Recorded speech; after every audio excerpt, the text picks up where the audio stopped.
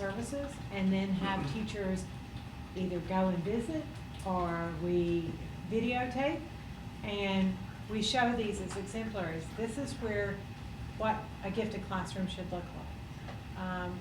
We have some amazing programs out there right now. We just need to replicate it. And, you know, if a school has 3 gifted children and they have to be bused to another school the 1 day a week for that gifted service, I think we're putting an obstacle in the way of parents of, well, do I just move my child to that school or do I let them stay with their neighborhood school? So that's just my thoughts. What are you saying with that? Like, what would you rather see if there's only 3? Do we have any schools with only 3? Not just 3, 4 single-digit schools. Yeah. We have what? 4 single-digit schools. And we've tested all 8-year-olds in that school? We have to do a better job with educating leaders and teachers on what a gifted child looks like. So if they don't pass the 8-year-old screening, that we are able to identify them and retest them later. Are you happy with our screener as far as just, you know, because I know sometimes, is there any, is there a built-in bias, you know, that some, you know, we have like English language learners who might be at a disadvantage on a screener, but might be. Yeah. Go ahead and speak, Amanda. Okay, so it took very hard for me not to say things. We're actually testing our 3rd and 4th graders through mass screening of Naglieri.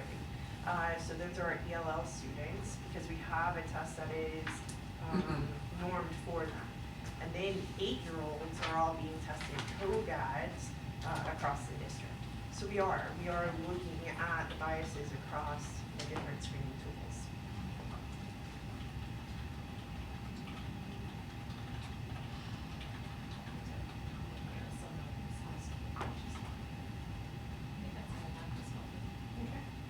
I just wanted to ask, just, you know, since Vanilla doesn't have a model policy, so if you could give, you know, I know a lot of times there's other stuff to get to, but can you just kind of brief, like, where did you model this off of other districts? Yes. Or how did you? Yes, so we modeled it off of number 1 Broward, because they have a very in-depth policy.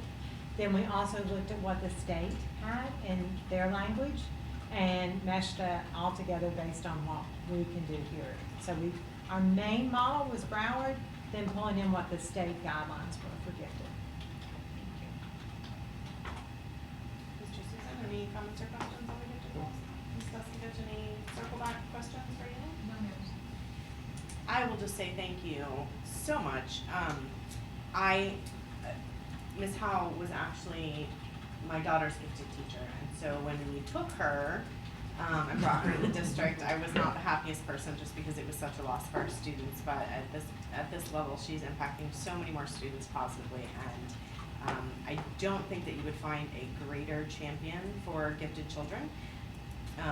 And you probably recall, Ms. Howe, when we had Sydney's EP meeting and I was asked what are my goals for her. I am a big proponent of understanding that giftedness is not always a gift and that gifted kids need to learn how to deal with their giftedness with appropriate supports around them, of course, but I feel like that's a big piece and I know that you truly, truly get that. And so I thank you for all of the work that you're doing, for all of the work on the policy. I'm excited to see it all come to fruition, and you know, my dream is that every gifted kid is in a gifted classroom all day long, every day, because I think that is phenomenal. But I know we're taking baby steps to get to that. So thank you for all you've done to make that even a possibility of discussion at some point. We appreciate it. No, I just want to thank you all as a board for making this a priority and for us to be focused on it and allowing us to focus on this. So I personally thank you for letting us go down this path. In all the years that I did elementary school, the only 10 programs that were offered, I remember only the gifted competitions and things that we did because they meant so much to me as a student. I was somebody that benefited from gifted education, and I'm glad we moved in this direction. Thank you. about the EPs, when Ms. Belford brought that up, and made me think about the EPs, they're not addressed at all in the policy either, how we're gonna. So that's a mandatory document, there's no getting around an EP. From personal experience, I've had an EP with one sentence on it, and so, Amanda will take care of that. So, that was several years ago. What are we doing to make sure So, that doesn't? again, Amanda's training with the gifted teachers on how to write a quality EP and the depth of it. That is her role of rolling out this program to all elementary gifted teachers. How will we make sure that that gets done? I mean, who sees EPs other than that specific teacher and the parent? Does anyone else have eyes that kind of scans through it? They can scan through a whole class and maybe say, oh, all of these have one sentence and then the same sentence. Who would catch that? Amanda Howe? So you'll be scanning those, Michelle? She does sit in on occasional meetings when she understands there might be some deficits.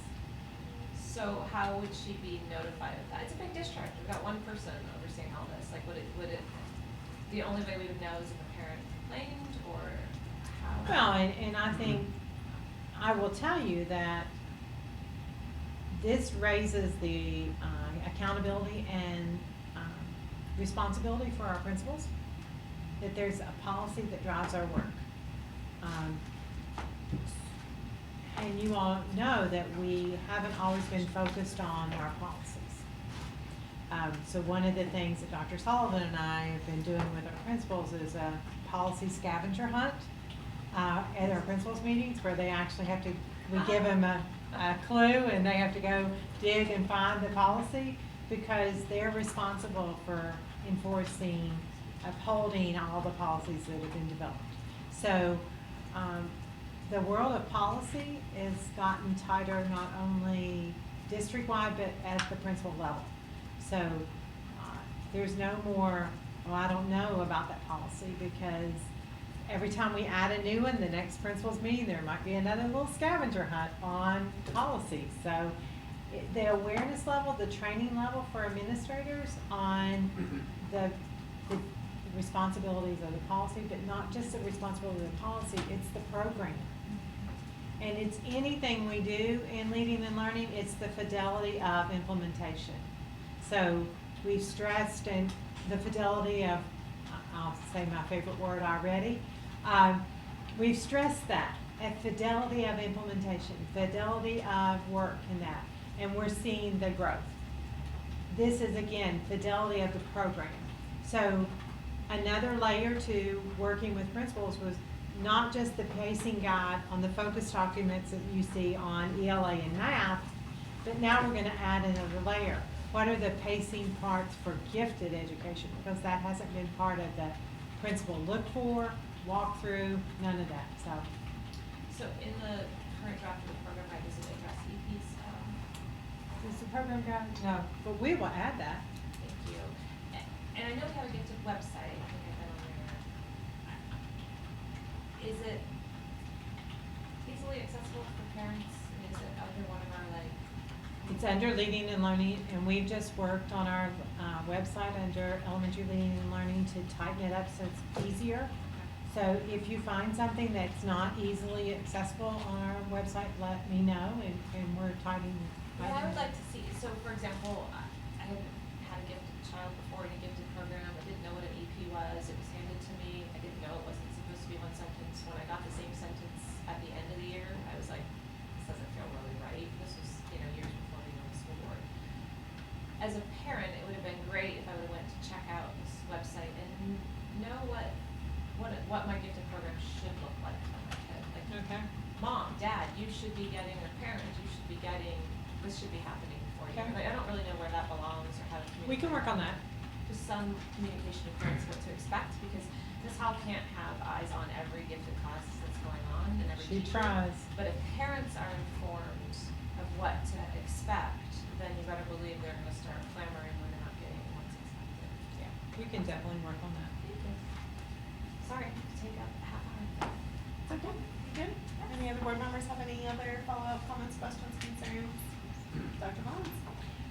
If I may, I may regret this, because it could be incriminating. We're gonna ask Amanda to leave quickly, so none of you have a chance to verify. I'm not gifted, but I was gifted a student when I was a geometry teacher, and it was Amanda Howell. And she was as attentive to her geometry work as she has been to this gifted policy. So this is kind of a neat full circle. So, I love our Cool. sweet little district. so you can go now, Amanda. I don't want them asking what kind of teacher I am. Did I accommodate your giftedness? Did he return your homework graded in a timely, accurate, no? I got a C. She got a what? You got a C? There's different kinds of giftedness. See, I knew I was gonna She's regret. not our secondary math content, is probably teacher. Yeah, it's probably the quality of the instruction. I knew I was gonna get in trouble on that. That was funny. All right. Thank you, Ms. Howell. Thank you, Ms. Klein. Thank you so much. Now, Chris Moore, Assistant Superintendent of Students, along with Sue Han, Assistant Superintendent of Facilities Services, will present our next workshop topic of athletics. All right, let's see if I can get this to work.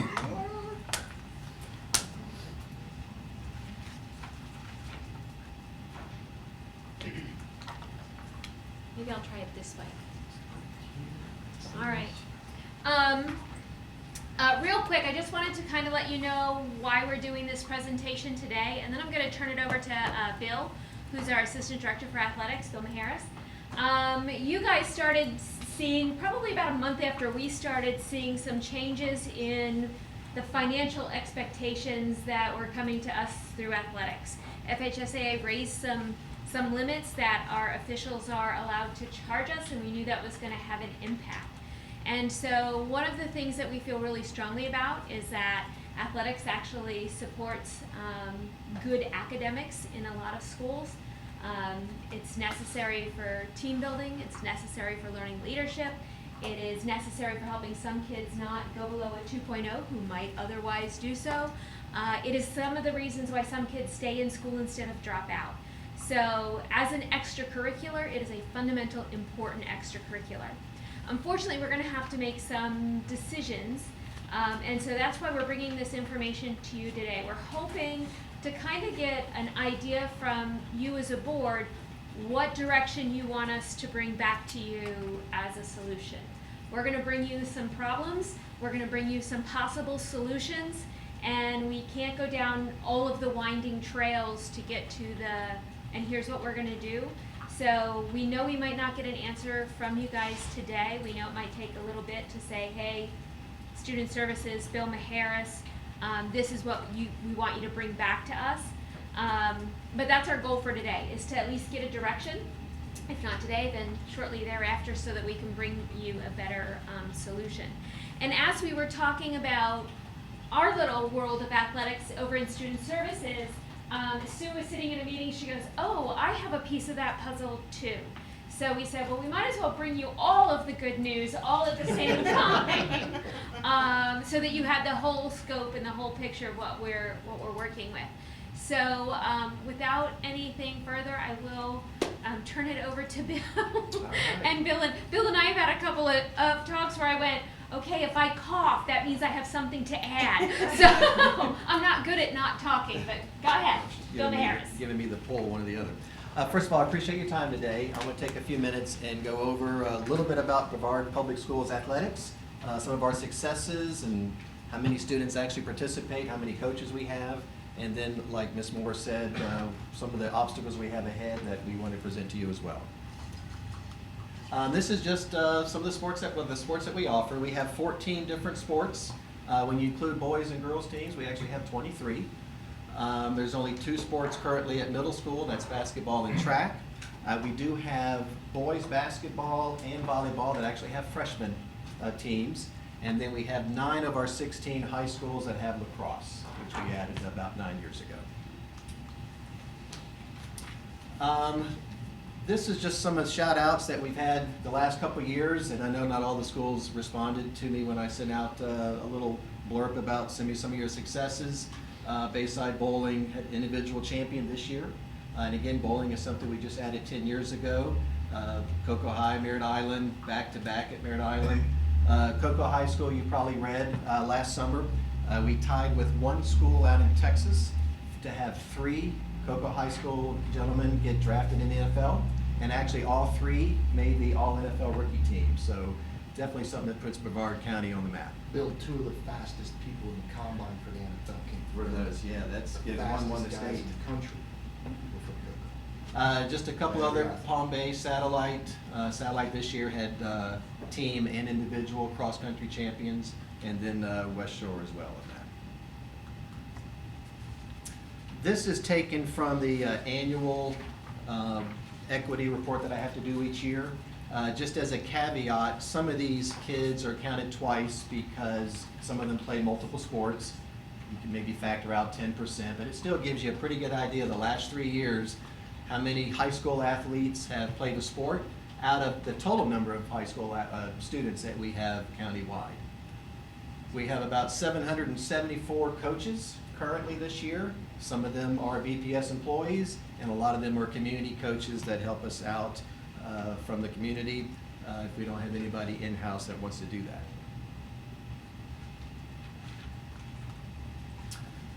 Again, safety first. As you all know, one of the big things this year was that we initiated a policy on ECGs. Also, a year ago, 2017, we replaced 135 AED units. The schools are still responsible for any upkeep, cost, etc. But that was one thing that the district did for our schools, was replace some that were outdated and parts. Something new that came out 2 years ago, FHSAA, they have 3 policies: concussion, heat illness, and sudden cardiac arrest. They now make the student athletes have to watch those videos and sign off on them. It used to just be coaches, but now students actually have to watch all 3 of those policies before they can get certified to play. And Bill, I think the Yep. the money for the AEDs, that actually came through facilities. So, you know, a lot of the support for athletics goes across several divisions. Are those concussion, exertion, all of those videos, they just sign saying that they saw them? There's not like some kind of watching? Some of the schools do a watch, you know, like in the cafeteria or something. Some of them do it that way so you can capture all of them. I mean, from the FHSAA, they're not requiring anything more than a signature. To send in, right, they leave Okay. it up to accountability. Sure, of the sure. school. Yep, and they have to do that every year, whether they're Right. repeating as a athlete or not. So a couple of things on our plate this year for rising athletic expenses. As Ms. Moore did mention, FHSAA increased the officials' fees, the maximum that districts can charge, or that officials can charge the districts, takes effect next year. We got an email October 21st, just a few months ago, letting us know that they're initiating an increase in fees for playoffs immediately. So this year, they've already increased the officials' fees for playoffs, so that's something that the schools currently are having to deal with. Across the board, regular season fees will go up next year. Bill, can I ask you a quick Yes. question? So during the playoffs, we're not allowed to receive the gate from the games that we play, right? We pay a portion of that, and then we send, or keep a portion, and then we send that in, correct? Yep. They have to do a financial form, FN2, I believe it is, that they send in. So the FHSAA collects a portion of our gate for all of Right. our playoff games that we have. Right.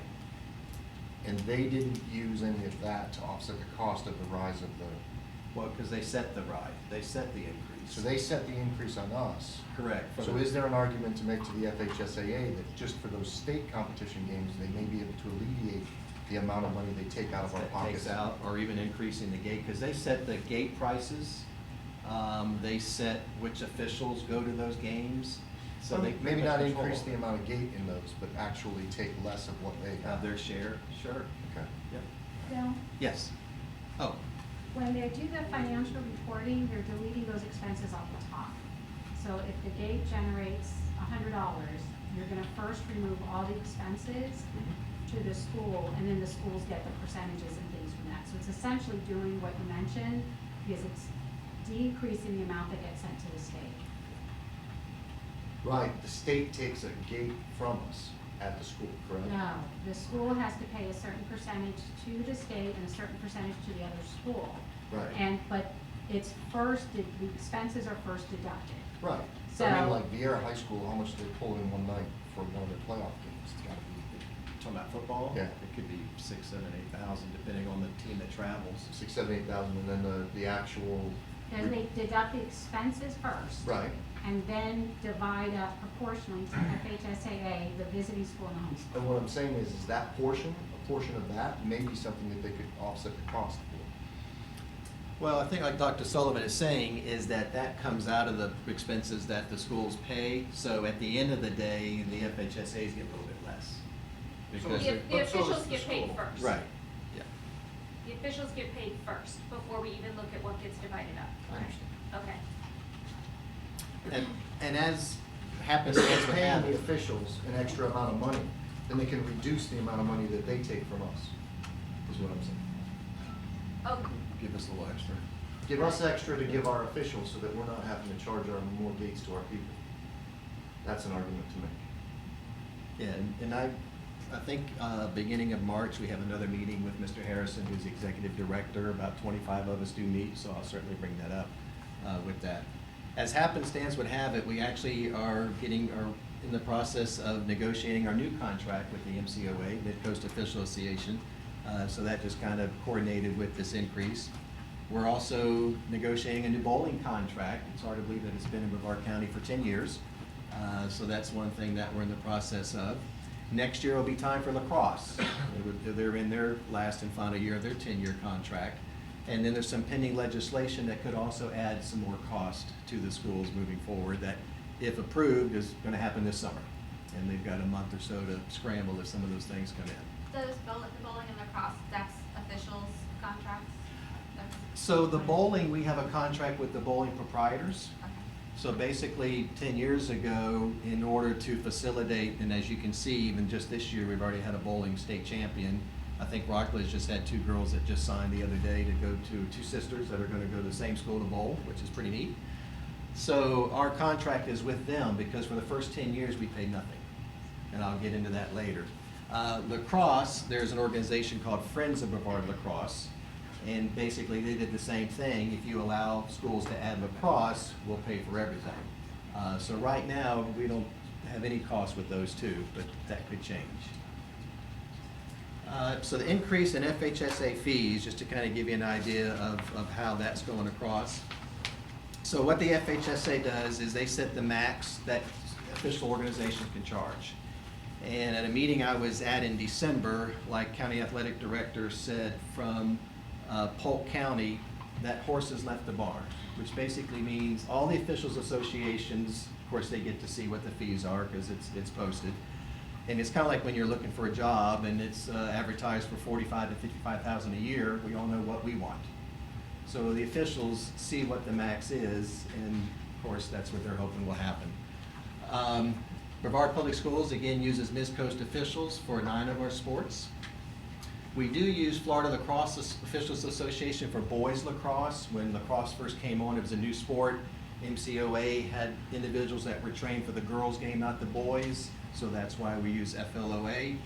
To be honest with you, we're very blessed. We've had MCOA probably since the 60s, and we're probably one of the few districts in the state that only deals primarily with one association. Palm Beach County deals with an association for every single sport, so you can imagine what she's going through currently as they work their way through this. The official association, they bill the schools for their officials, travel fees, and they also have a yearly admin fee that they charge. They have a commissioner in each sport that plugs in all of these schedules, et cetera, so that commissioner gets a little bit. And then the schools basically pay these fees from monies they collected.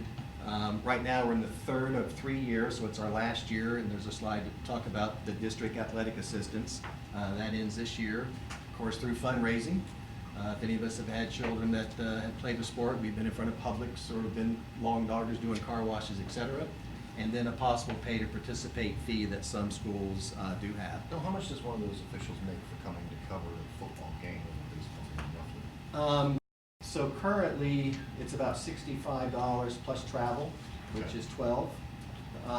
But with the new fee that they enacted, the travel fee is now engrossed in that overall fee. So that's another thing that, A, makes it a big jump, but B, softens the blow when I take the old cost and add that $12, it makes it shrink a little bit. So it's a double-edged sword, so to speak. And not to say that it's, I mean, $65 to go through what these guys go through is a Sure. difficult thing, but how do they get the travel? Is that just automatically given to them? Because I know some refs that are literally around the block when they're coming to games. Yeah, so basically, then that's something we negotiate with the MCOA. The last time that I negotiated 3 years ago, we went from $10 to $12, which I think is still very fair. 30 seconds, how travel fee works, and it's actually in the FHSA's new maximum schedule. If it's over 50 miles, they get a little bit extra. Ironically, it's based from the headquarters of your officials association. Ours happens to be in Satellite. So for the most part, nobody's really 50 miles from where they have to go to, so that saves us a little bit of money. And then John Scarpino, the president, he's real good and looks at scheduling such so that we stay within that set. MCOA admin fees run about $18,000. It's $100 per school and $150 per sport. The middle schools, they charge us $200 for an admin fee. So that's over and above what the officials fees that we'll talk about a little bit later. Something they're adding next year is they're adding track officials, which we've not had before. Not quite sure yet how that's working because they're gonna, we've actually got some officials that are gonna go to some track meets this year that are interested in becoming certified in that. The minimum for that would be $146, just for one track meet if only one person comes in. So that's something extra that they've Who added made for that next year. decision to make them all of a sudden have that? Where did that come from? They have a athletic director advisory council. Actually, they just met last week. And they'll make recommendations that then go to the FHSAA board. So Midcoast decided this is what we need to do is have a track. FHSAA. Well, Midcoast recommends it to FHSAA and then FHSAA comes. No, they have a board of like athletic directors, not so Okay, much I see. county, because the They make athletic directors recommendations. have to be tied to a school, so like I can't be on that board, because I'm not tied to a school. And then I do know they meet with officials associations regularly too. They also look at the National Federation of High Schools and kind of look at what do they do across the board, you know, nationally as far as having officials. So they do look at that. Those videos that we talked about earlier, those are National Federation of High School videos, and that's where they get that information from. So the FHSA surveyed the 8 surrounding Southeast Conference schools, or conference states. Southeast Conference, okay, I'm a Georgia Gator fan, that was a Freudian slip. The southeastern states, and the statement that I read from Justin Harrison was that the Florida athletics should always be and always has been above average. So what they did, they took an average of those 8 states, and it was kind of across the board. You know, you mentioned football. Football is the biggest jump. It's going from around $65 to $111 a game. So they took the average, they then added $5, then they added another $10 because they wanted to compensate for that travel. So it's a plus or minus. That's another $10 added to the average, but then that takes the $12 off of our plate as far as where we used to add the travel before. Again, the new fee will be implemented next year, and as I mentioned earlier, based on an email we got in October, the new playoff fees for officials is already begun. Bless you. Bill, is that Southeastern Conference also including like Georgia and Texas? Yeah, and so there's schools like that? Alabama, Georgia, Louisiana, Mississippi, North and South Carolina, Tennessee, and Texas. Which have differently funded athletic Texas and programs. Georgia too.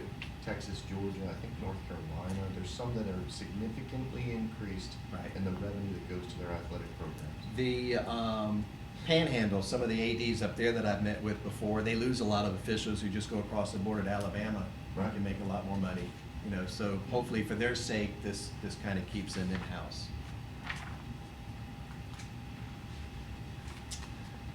So this is the officials' fees for the past 2 years that we've paid. So for 17, 18, high schools, 434,000, middle schools, 15. Again, for middle schools, we only have basketball. We play 10 games, so each school has 10 home games for both boys and girls. We do double headers. And then 18, 19, as you can see, it went up almost $30,000, 464 and 15. And I'm going to refer back to this when I get to my next slide too. As an ex-math teacher, talk about variables. There's a lot of variables in trying to figure out what this is going to cost us, how many games people play, etc. I mean, it's all over the place. So the numbers that you just looked at include the postseason. What I've done to try to figure out what it could possibly run for 2021 using the new fees, as you can see, for high schools is over 650,000, and for middle schools over 22,000. So how did Bill come up with those numbers? Well, I'm glad you asked that. So the FHSAA dictates how many games each sport can play. So like for instance, most sports like soccer, basketball, softball, baseball, it's 25. So I, like many of my counterparts, actually we been emailing back and forth, I use pretty much the same numbers most of my peers did. I just took half that number and figured half that number is going to be home games. Now we're all over the place. My athletic directors brought me some information back in December, a rough draft. How many games do you play JV, freshman, varsity? And again, it depends on the school and the sports. Soccer could be, I play all 25. I play 13. I have 4 home games. I have 10 home games. So what I try to do, my due diligence, is find something in the middle that can give you a good idea of what we're looking at. It could be a lot more than that. It could be a lot less than that. We could have next year where a certain school doesn't have a JV soccer team. So it's kind of a moving target. But I want to give you an idea of what that looks like in real dollars and today if we went from one year to the next. So the difference over the number we looked at before, which was 479,000, which was the actual fee for 18-19, is $201,742, which is a 42% increase. Again, what I don't want to do is I don't want to paint a picture that's way up here, but again, I have to be careful and I have to be respectful of the schools. I don't want to be way down here either. Again, being an ex-math teacher, I like things in a little box, which doesn't happen a lot in our world. So what I did is I took the same numbers that I used to get that figure, number of officials per game, which is dictated by the FHSAA, how many home games we usually play, and I worked that out. So if I use those same parameters at the current prices that the FHSAA charges, this year we would theoretically spend $555,782. Because you got to remember, this doesn't include postseason, so that's going to make it go up. We're going to have a lot of schools that don't have certain sports or they don't play as many, and that's going to go down. It's ironic how it worked out. When you look at that number compared to actual last year and to theoretically what this year could be, when you're looking at a 27% increase, which is basically what it came out to, when you look at actual, it came out to $129,000 increase. When you look at using these same parameters and coming up with 500,000, it came out to 145,000. So it was a $1,000 difference per high school. So somewhere between that 129, that 145, 150, not including postseason, it is probably a realistic number. However, one of my high schools actually took the time to try to figure out what it would be at their school, and they came up with a $13,000 difference. Well, if you take 13,000 and multiply it by 16, you got 208,000. So I tried to find a number that was somewhere in between. So theoretically, 150 to 200 could be what the increase could be, because exponentially, the postseason goes up a lot more too. Bill, can I ask? Yeah, you may. Are there other associations out there? How many other are there? Is there a competitive bid process that goes on? Can you speak to that? Sure. That's the question I was asking. So there's a lot of them out there. There could be close to 100. I don't have an exact number. Like I say, you have districts like Palm Beach County that deals with a commissioner or an association for every single sport. Poor thing, last year Valerie, the county athletic director, which is kind of what started all this, volleyball officials just basically said, you know what, we're not gonna fish anymore unless we get more money. So they didn't. To make matters worse, they would go into the stands and were filming and they were making a mess. Actually, FHSAA decertified them. So she had to have a Saturday clinic with 160 volunteers to teach them how to referee volleyball. And that's how they did volleyball that year. So that type of is what kind of started this. You've got counties like Hillsborough that deals with 5 or 6 different ones. I'll be honest with you, you got officials associations that are getting together. Hey, this is what we want, you know, what do you want? You got some counties that are trying to get together that are real close in proximity that deal with the same association. You know, like if MCOA also did Orange County, you know, I gotta figure out what's Doug Patterson in Orange County gonna do as far as his new rate compared to us. So you have a lot of that going on. Again, the good thing with us, except for boys lacrosse, I deal with one association and one only. But everybody talks, everybody knows. Again, it's just an idea of, we were at a meeting 3 weeks ago in Orlando with Justin Harris, and there's probably about 25 or 30 other county athletic directors. I mentioned there's really 2 things we need to accomplish. To keep the relationship positive that we have with MCOA, and just try to figure out a way to make this funding work.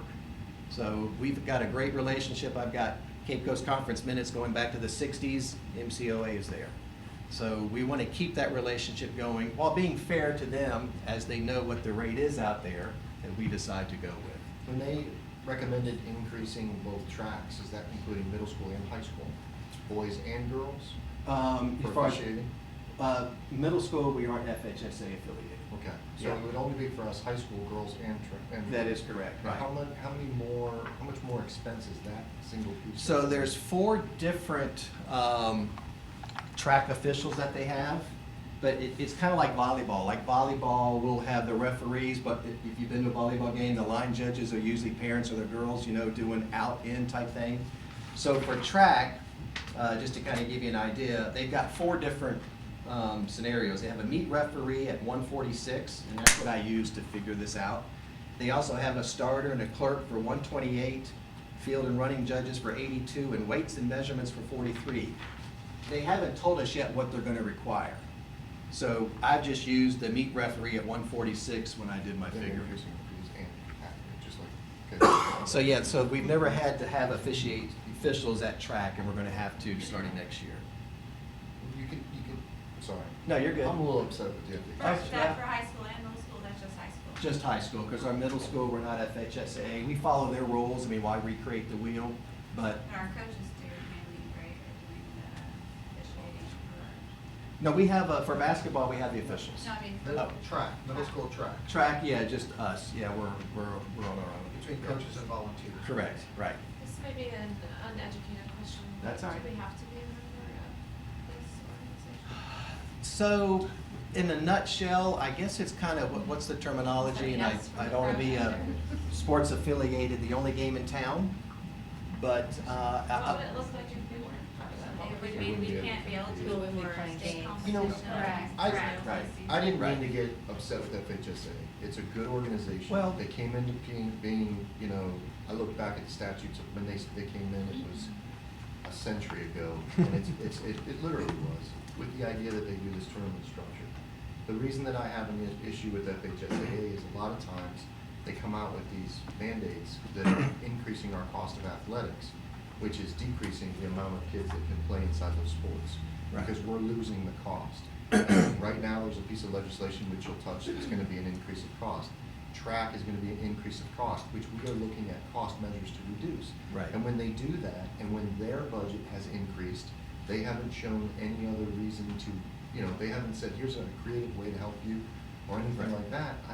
That's where I get upset. But the infrastructure, we do need to be a part of the FHSAA. It's a good organization, and dealing Sure. with some of the stuff we've dealt with Right. this year. Right. They've been very professional and done a good job. Our students at a great disadvantage to not have this opportunity. What would be the disadvantage? We can't go state, that's the disadvantage. correct. So I'll give you, The tournament, and we can talk to state officials, but going out. I mean, they got a $250,000 lobbying fee that I'm not issuing.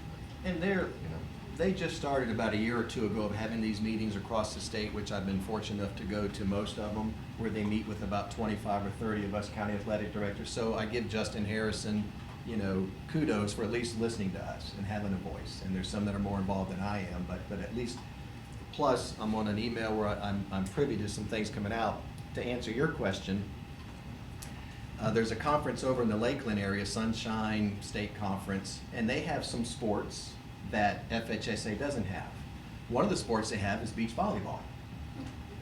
Beach volleyball is a great sport. We've already, I think, Merritt Island just had another girl sign Wednesday We to have play sent beach more girls volleyball. on scholarship to that. One last year, UCLA. Yep. So I was reading the Athletic Director Advisory Committee meetings last week, which I send out to all the ADs, because I want them to stay on top of what's going on up there. And one of the things is they're looking to add beach volleyball. So when we talk about the only game in town, it's like, wow, that's gotta be pretty hey, you know what, we need that over here. So there are districts in the state that don't belong to I would say no. I would dare say most public schools are, but there are some private schools that aren't. You got some schools, you've probably heard of IMG Academy over on the West Coast. They simply have athletic teams because those kids are training to go play at college and in the pros.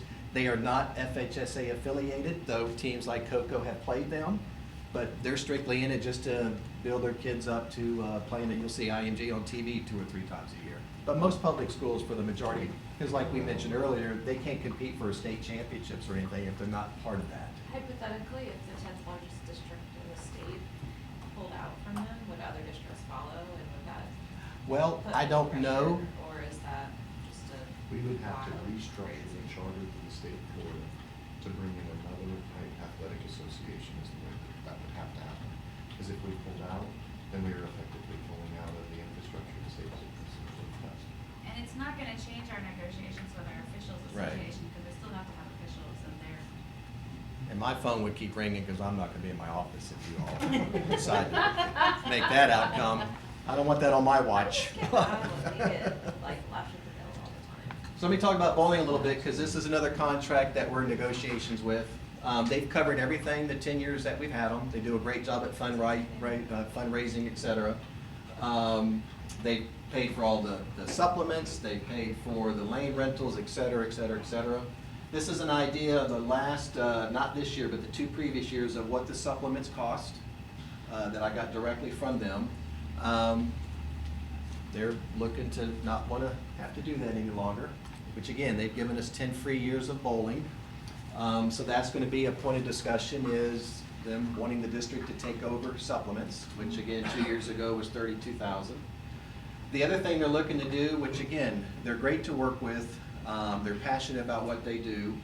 If we do a 5-year contract, again, as we go through these negotiations, beginning in year 4, is they want to start charging the team $725 each to practice and bowl at their facilities. So they're still looking at, again, as we go back and forth in this process, that they're still willing to give us the next 3 years for free. To be honest with you, Free, but we have to pay supplements? well, for the rental of the bowling facilities. Oh, So they'll they let would us- like for us, their ask, when I met with them a few months ago, was for us to take over supplements, and then beginning in year 4, taking over, like we do with swimming pools. We have to pay City of Melbourne, YMCA, et cetera, for pools. Bill, in the conversation with the bowling alley proprietors. Yes, sir.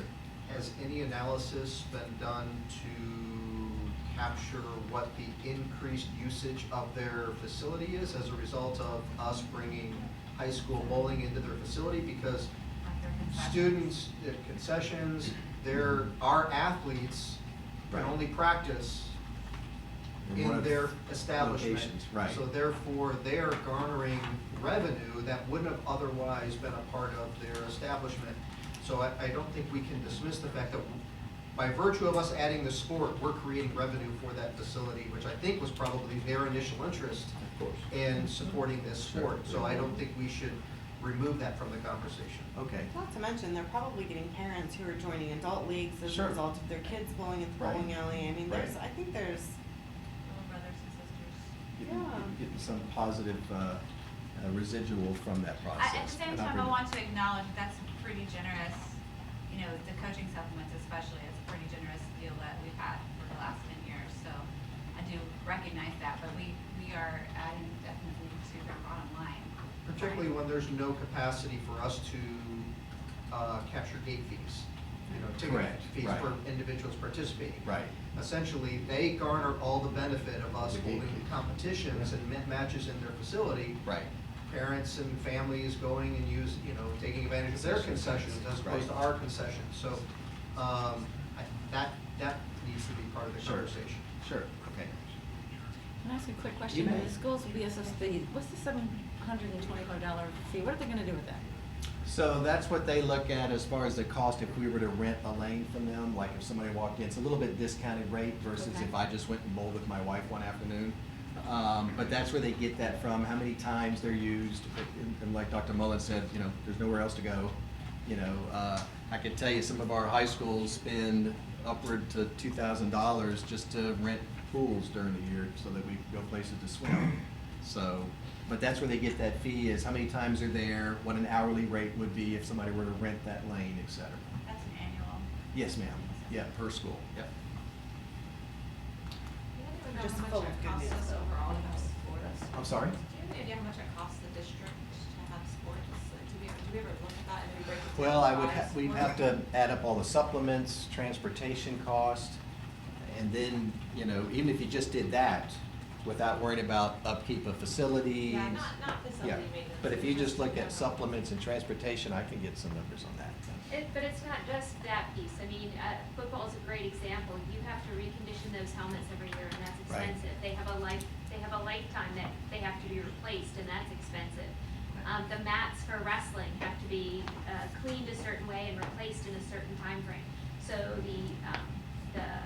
and I've worked with a couple of athletic directors back here that are like, wow, Chris paid attention a little bit. It is, sports are expensive above and beyond the officials and the transportation that really would be challenging to quantify. But we could probably look at it over a couple of, Right. 2 or 3 years at those pieces of equipment that are really expensive and they don't have a lifetime warranty on them. We don't pay for the mats in wrestling, we don't pay for that. Ah. We raise, the team raised the money though? To buy them. Yeah, we borrow it. Yeah, we have to The pay. team raises the money and buys them. I'm not saying, I think Ms. Destovich was asking what the cost of the district At the is. district level. Rather than, because there's a lot of stuff that the teams, I mean, I was just fundraising for Space Coast to get some Well, mats. the cost, I'll put it to you this way. The schools, out of their gates, pay officials and transportation. However, gates don't cover officials Right. and transportation, and so that is a cost given to the school for fundraising. The cost to the district is gonna be put up there in the money that we give them, because everything else is borne by the schools. Right. I want to know what we as a district, and I think the public needs to know Oh, that we're- costs. I think- that needs to be something Yeah, I think that if we cover transportation and supplements, that'll give you a big chunk. Oh, and supplements. Because those things are consistent across the board versus. Supplements is mats. our largest, Yeah, our largest supplements is operating ours. budget expense for athletics. Did you? I have no, Transportation's not I have no concept of what that is, but you can see what it was just for bowling, Right. $30,000. So it's several times a six-figure number for all athletics across the district. I would be interested to know as well too, I mean, as part of the talking point, not that I want you to have a ton of work to do on your That's end, all Bill, right. cause I understand you've got a lot of irons in the fire already. But, yeah, I think the district spend on athletics is important, but I'd also be interested to be able to share with our public what our schools are spending on athletics through fundraising and supporting their own efforts. Cause I think that is substantial and, It is, and Yeah. it's not just, I mean, it's for, having had some conversation with some of our ADs and ADs. It's just to get the bare minimum of what they need to, Right. I mean, you can't play football without balls. Right. And helmets and pads and all that, and if they're doing all their fundraising just to have a program, you know, Sure. we're not talking about doing anything that helps them get ahead, Right. you know, equipment, specialized, I mean, it's just to make ends meet. Well, when you look at, again, around 8,000 kids a year that play a sport in high school, that's a lot of fundraising events, people outside of Publix, you know, car washes, et cetera, so. And it becomes an equity issue too, because our schools that can fundraise Thank you. Sure. better It is very much. have a better experience in that. Our Sure. schools that can't fundraise Right. very well because of, you know, the population they have at their school, it puts them at an obvious disadvantage to have so much of our athletics programs being based on Sure. your fundraising. Sure. And then oftentimes what happens is they get paid on to the passed on to the families, and then we have kids who are excluded because they can't pay what they need to pay to participate in the event. So it's a huge equity issue. This, I just want to touch on this for a second. This is coming up, so I'll be back next year. We'll talk about lacrosse. Just kind of give you an idea of lacrosse. Again, their 10-year contract, this is their last year. Covers all expenses, basically. The schools do get a gate for lacrosse, and whatever expenses that a school would normally pay, supplements, lights, etc., whatever the gate doesn't cover, then FBL writes a check to the district for that. It is a pay to participate, each lacrosse, and this is how it started. Each player is responsible for $250. That's how the FBL begins their year with that pot of money. As a past lacrosse dad, first couple of years, I'm out there washing cars and fundraisers. When Devin became a senior, I'm writing a check because I'm done with all that. But the good thing I can speak for Satellite, where I coached, is no student did not play because they couldn't afford it. We just made sure we did more fundraising, et cetera. So it's worked out. All I can tell you is in the 4 years I've been here, I've not gotten one call from a lacrosse parent, hey, my kid wasn't able to play. So they're good, and they give scholarships too as far as that goes. They have more coaches than bowling does. So here's the supplements that they paid 2 years previous to this current year, almost $80,000 for both. For bowling just has one coach a team. So they've got head coach, some of them have JV teams. So you can see when you start getting in a sport that's more along the lines of basketball, soccer, et cetera, like Dr. Mullen said, you multiply that by 16 schools and 8 sports, you can see why supplements is the biggest part of what we make. Bill, where are the lacrosse programs? It's like Vieira, So you're gonna put me on West Shore, Mount Vieira, High. West Shore, Edgewood, O'Galley, Satellite. You guys have one? No boys, No just more, girls. yeah. Melbourne. Mel High, let me think here, I'm missing Merritt Island and Rockledge, yeah, so there's Not nine. Cocoa, not Palm Bay. No. No, Not yeah.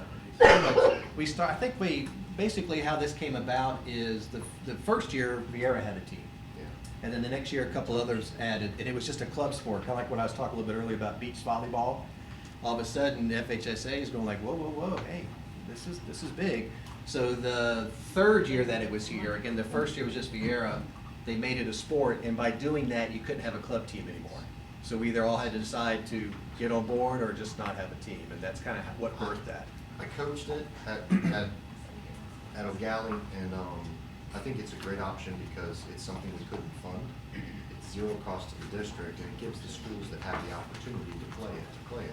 Right. The only issue is that some of those schools that, you know, Coco's and Palm Bays can't be in there. But I love this model of, hey, if you guys want this program, Right. then here's an option for you to do it within our school system. And I think that's a really good option. We haven't had any schools added recently, and actually I talked to Judge Crawford last week. Again, we're a year away, just to give you a little bit of insight. They're happy the way things are going, but depending on what we decide to do with bowling, lacrosse, but hey, you know, so again, there's no secrets when it comes to athletics and education. Mr. Susan mentioned pending legislation. We have a Senate Bill 1696 and a House Bill 7011 that have to do with student athletics. There's a lot of stuff in there. The two biggest things that could have an effect on the schools when it comes down to cost. This was actually discussed 2 years ago with the FHSAA. FHSAA does have on their EL3 form, I believe it is, or EL2, at the bottom where they recommend having a cold water immersion tub, or, and I'm gonna get this thing wrong, a wet bulb low temperature device, which I'll go into a second what that is. They decided they didn't want to dictate what schools had to have and not had to have. So now it's up in the legislation, so if they dictate it, then we're gonna have to have it. FHSAA is lobbying this bill, and I've watched them in committee pushing for it. So I'll tell you a little bit about, these two things that could add an expense. They're telling all schools are gonna have to have a cooling zone. it's been a while since I've been out to the parks, but you know, you have a little thing, you walk in and it sprays on you. A lot more effective than that. One of the things to make that cooling zone is to purchase a cold water immersion tub. Ms. Moore had mentioned to me during our conversations, she was in Georgia for a football game a couple years ago. I went to Lacrosse back in September to watch a game with Rockledge and that local school. Both schools up in Georgia had the immersion tub. And Ms. Moore actually shared that during that time, one of the young men needed to go in it. And what's an amazing fact that I read when I was researching this, because you don't see this too often, statistics show that 100% of the time, somebody gets put in a cold water immersion tub within 10 minutes of having a heat stroke, survives. You don't see 100% too often. Hillsborough County already has them. Broward County already has them. I think Broward County has 2 per high school. So I went online, did a little research. You can pick them up at Tractor Supply for $150. You know, I don't know if those are. well, let me Are they inflatable? Are they inflatable? No, those are kind of like horse water. Well, tubs. listen, Like, I know what so, I was thinking something you could blow up and just, you know, but I said do something. Well, I mean, oh. we could take a big fish cooler out there or Throw in a something. cooler. The point of my story is that when you look at Bill 7011, it actually gives a range of how, they specify 100 gallon. I know Lannis over in Hillsborough, they have 150 gallon. But they say they can run anywhere from $35 to $8,000. And I believe I actually put it up here. It states in the bill, it is unclear how many schools would need to purchase these tubs to comply with the requirements, because we don't know what the requirements are. They have to have a cold water immersion tub on the sport of play. That is correct. So, and is that specific to outdoor and All indoor? outside athletic. All outside, okay. But I know you laughed at me when I said $150 at Tractor Supply, but. No, I just like the I outside can't- the box thing. Yeah. That's what I did. We could, you know, have a roadie. But you can see when they say from 35 to 8,000, we don't know what they're gonna require. Whatever these $8,000 ones are with hookups and this and that and temperature gauges, we have no idea. I bet you it's loud. And we have to count on maintenance and whatever it takes to fill the thing. Don't we already have the and- tubs inside the athletic training room that we cool the kids down with?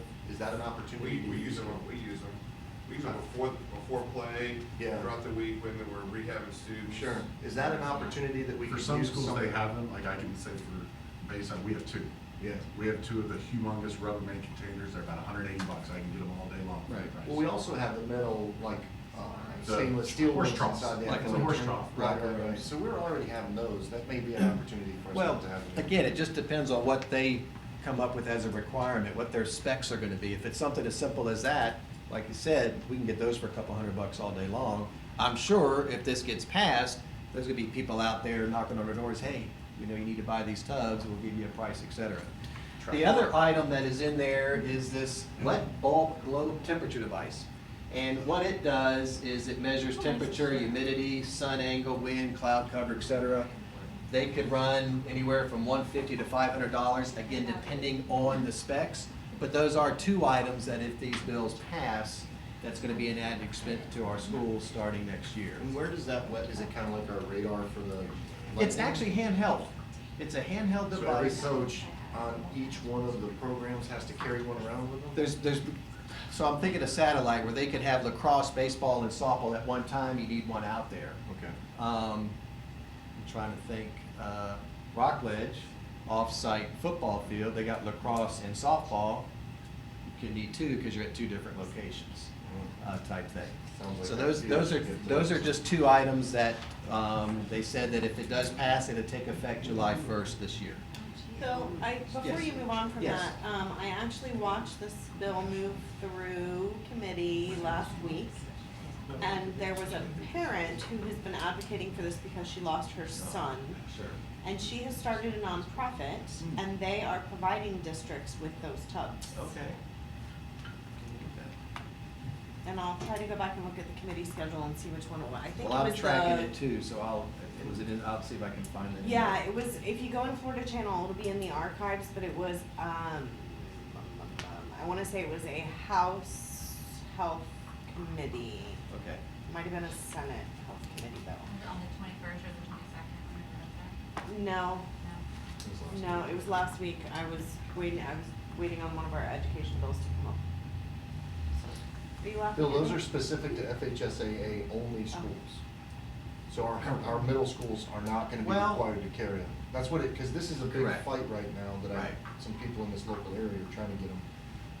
So, That's high school. And again, yeah, right. Are these WBGT things, anything that our schools currently have? Or is I'd that- never heard of it before. I know we have one at Bayside. You got one? Okay. Because it measures more things than just a heat index. I mean, sun angle, Measures heat index wind, and all kinds of stuff, humidity. so, right. So some may have them already. And so can I ask, okay, so you measure that, help me understand how we use those measurements. Does it get too hot that we don't play? I just wanna understand how we use those measurements. There are national accepted norms within those measurements that will then say you stop participation, or you do it without any restrictive wear, or you do it without helmets. There's different levels that the criteria would fall under. How could you play a football game without helmets? Then you don't play. Okay, I'm just At a checking. certain I level, mean, at certain certain levels, levels, right. they go inside. Okay. Period. Discussion. Especially during That's- practices. And different states have different stuff Right. set along these lines. If you hit as those well. numbers, you're done. We're actually looking into Bayside's Beta Academy to design the wet ball thing, and then as a revenue source themselves for our. I like that. That works for me. This is getting better. Just real quick, this is what the schools currently get. And again, this is the last year under the current 3-year vehicle that they gave us. High schools, including Edgewood and West Shore, get 11.8. Junior, senior schools, these three get 12.6 because they have the difference between the two is, as we know, Edgewood, West Shore, there's 4 sports they don't have. And then these 3 schools don't have or they have the middle school and they have lacrosse, so that's how we get that number. And then middle schools get $800. So currently, that's the only assistance that we give the schools from the district. Just what?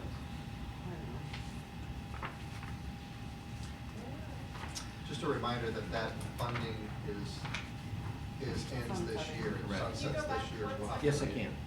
I think I can, yep. Did I miss something?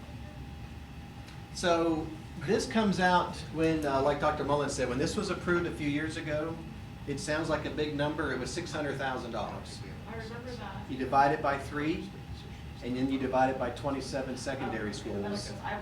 That's $200,000 right there when you multiply it out. So as you can see, 600 to 200 to $11,000.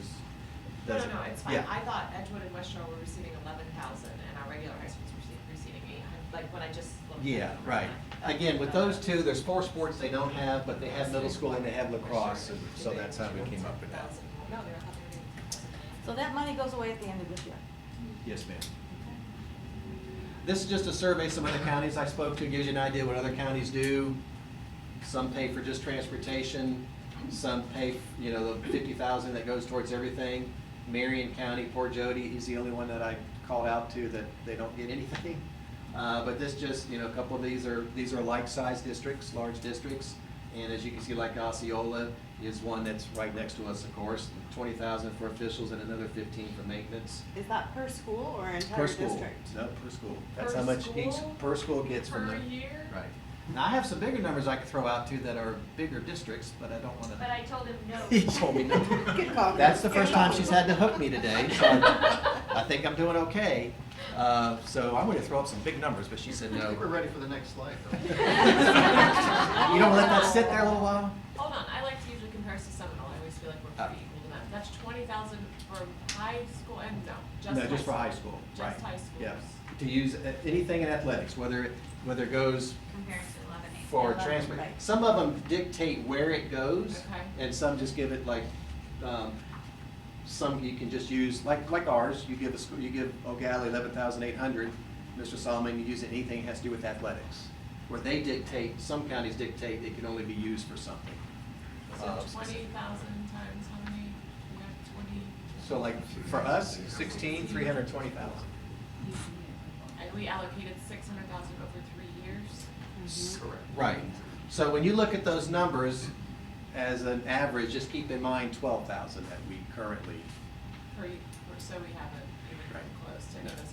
And we don't have anything in the budget for next year. Look how wonderful our teams are too. I can't believe it. We have more state titles in Right. football than any other Central Florida You better change this slide. She said go back. Wait, It's but- unbelievable. Can you go back to that for one I second? can't. I know you really wanna get off that slide. No, I'm I'll good. in just I'm- one second, but I I'm want, good I with just, this. I'm good. for our, you know, public viewing and just consideration, so those dollars that are provided, like, when they say $20,000 for officials, those are operating dollars, right? Right, they're good. $15,000 for maintenance is going to be capital dollars, right? Correct. So like, yeah, so that would be their fields. That was the only one that actually mentioned maintenance. Now, St. Lucie, 20 for transportation and another 23 for equipment. And so they help the schools buy their new uniforms, which is usually a 2-year cycle, more or less. And would equipment and uniforms be capital or operating? I don't know, to be honest with You can stretch it. I Yes, answer the but- operating capital, because they're more disposable, consumable, they don't have a long, capital usually has more permanent life. So light bulbs are 5 capital. years. Light bulbs are capital. that's fine. So Osceola, for example, Yeah. the only thing the district gives is $15,000 per school per year for capital? No additional 15 for Maintenance. lawns. So they get $35,000 total, but they dictate 20 is going to be used for this and 15 for that. And we all know, just from the slide that I've already shown, that that's gone by middle of football season. What I'm saying though is, so we did 12,500 or whatever the last Right. slide said. Plus, I would say that we also did X, Y, Z in maintenance and capital costs, wouldn't you, Sue? Tell Rockers. We Like, haven't had, no, maintenance, some of my schools, absolutely not. yeah, but I don't think it's been equitable, but I think we can post some schools up there and say we've given them $15,000 in a year for something like a track. I think they'd I'm be a s- stretching it. So you taking notes because you follow me, right? There is no, you get X dollars per year for. No, But there's- I'm saying that if there- we put out a spreadsheet from the last several years, I think you can say, oh, that school got this one time, oh, this school got this for that project. I think it's not been done fair or equitably or. It's a very thin spreadsheet, but yes. It's hard to know what they're classifying as, unless Bill Right. knows what 15,000 for Where it maintenance. falls in, right.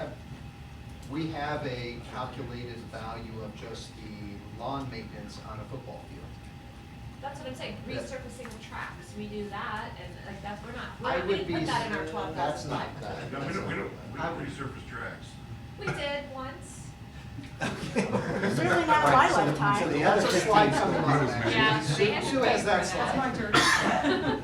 I'm waiting for everybody to take a picture of this with their iPhone or something. Okay, I'm trying. You cannot print this out. Yeah, all right. I will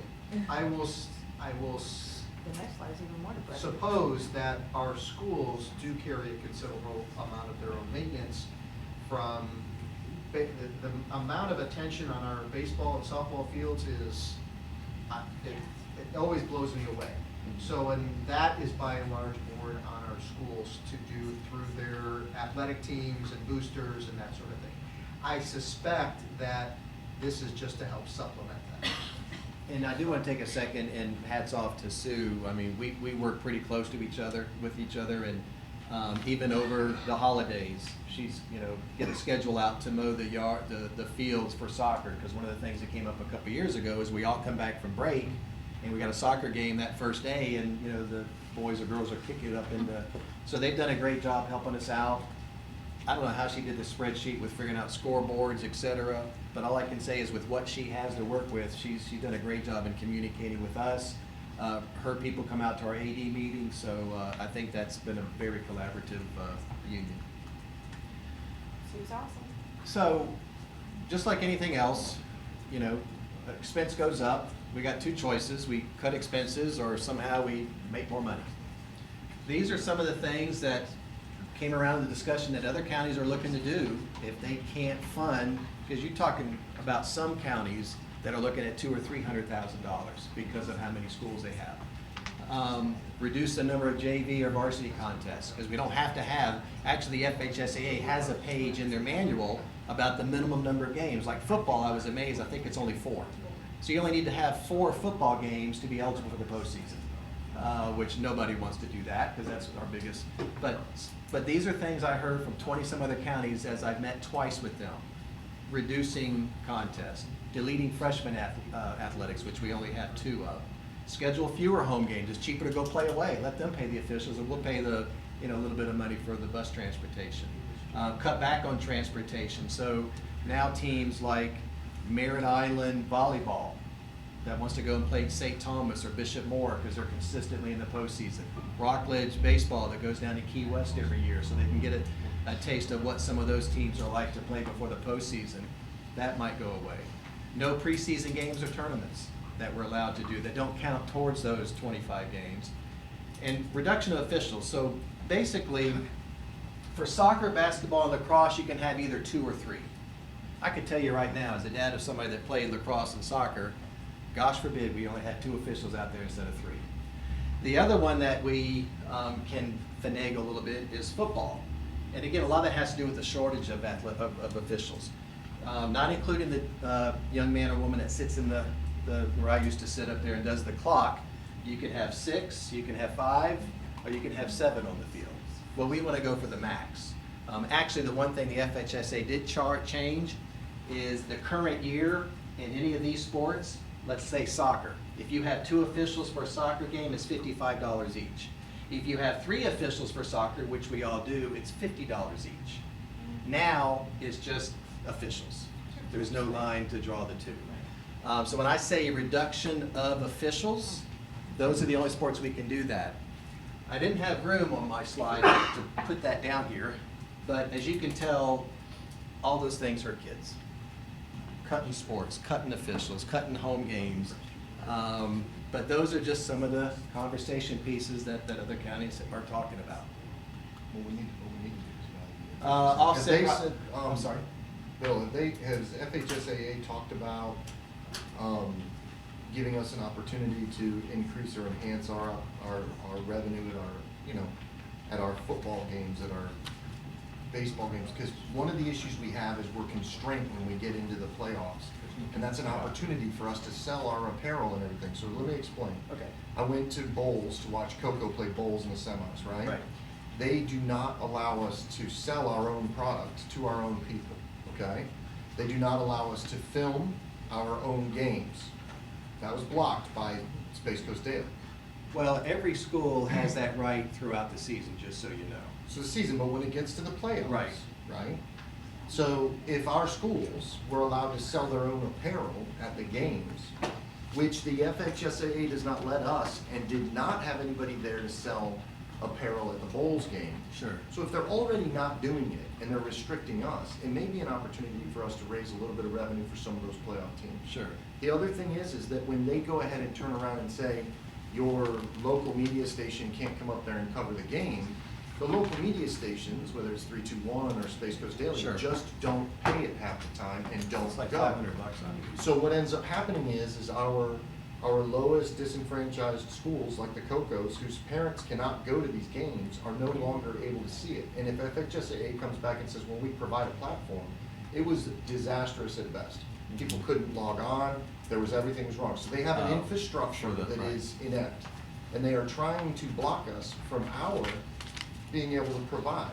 Sure. And what it comes down to is, I pulled their last budget from 2019. They're receiving $616,000, $615,000 in TV contracts. They're receiving $406,000 in royalties. They're receiving, you want to start running down with the FHSA, when you start looking at how much money they're bringing in at their level, not doing a good job and then blocking our schools out. Sure.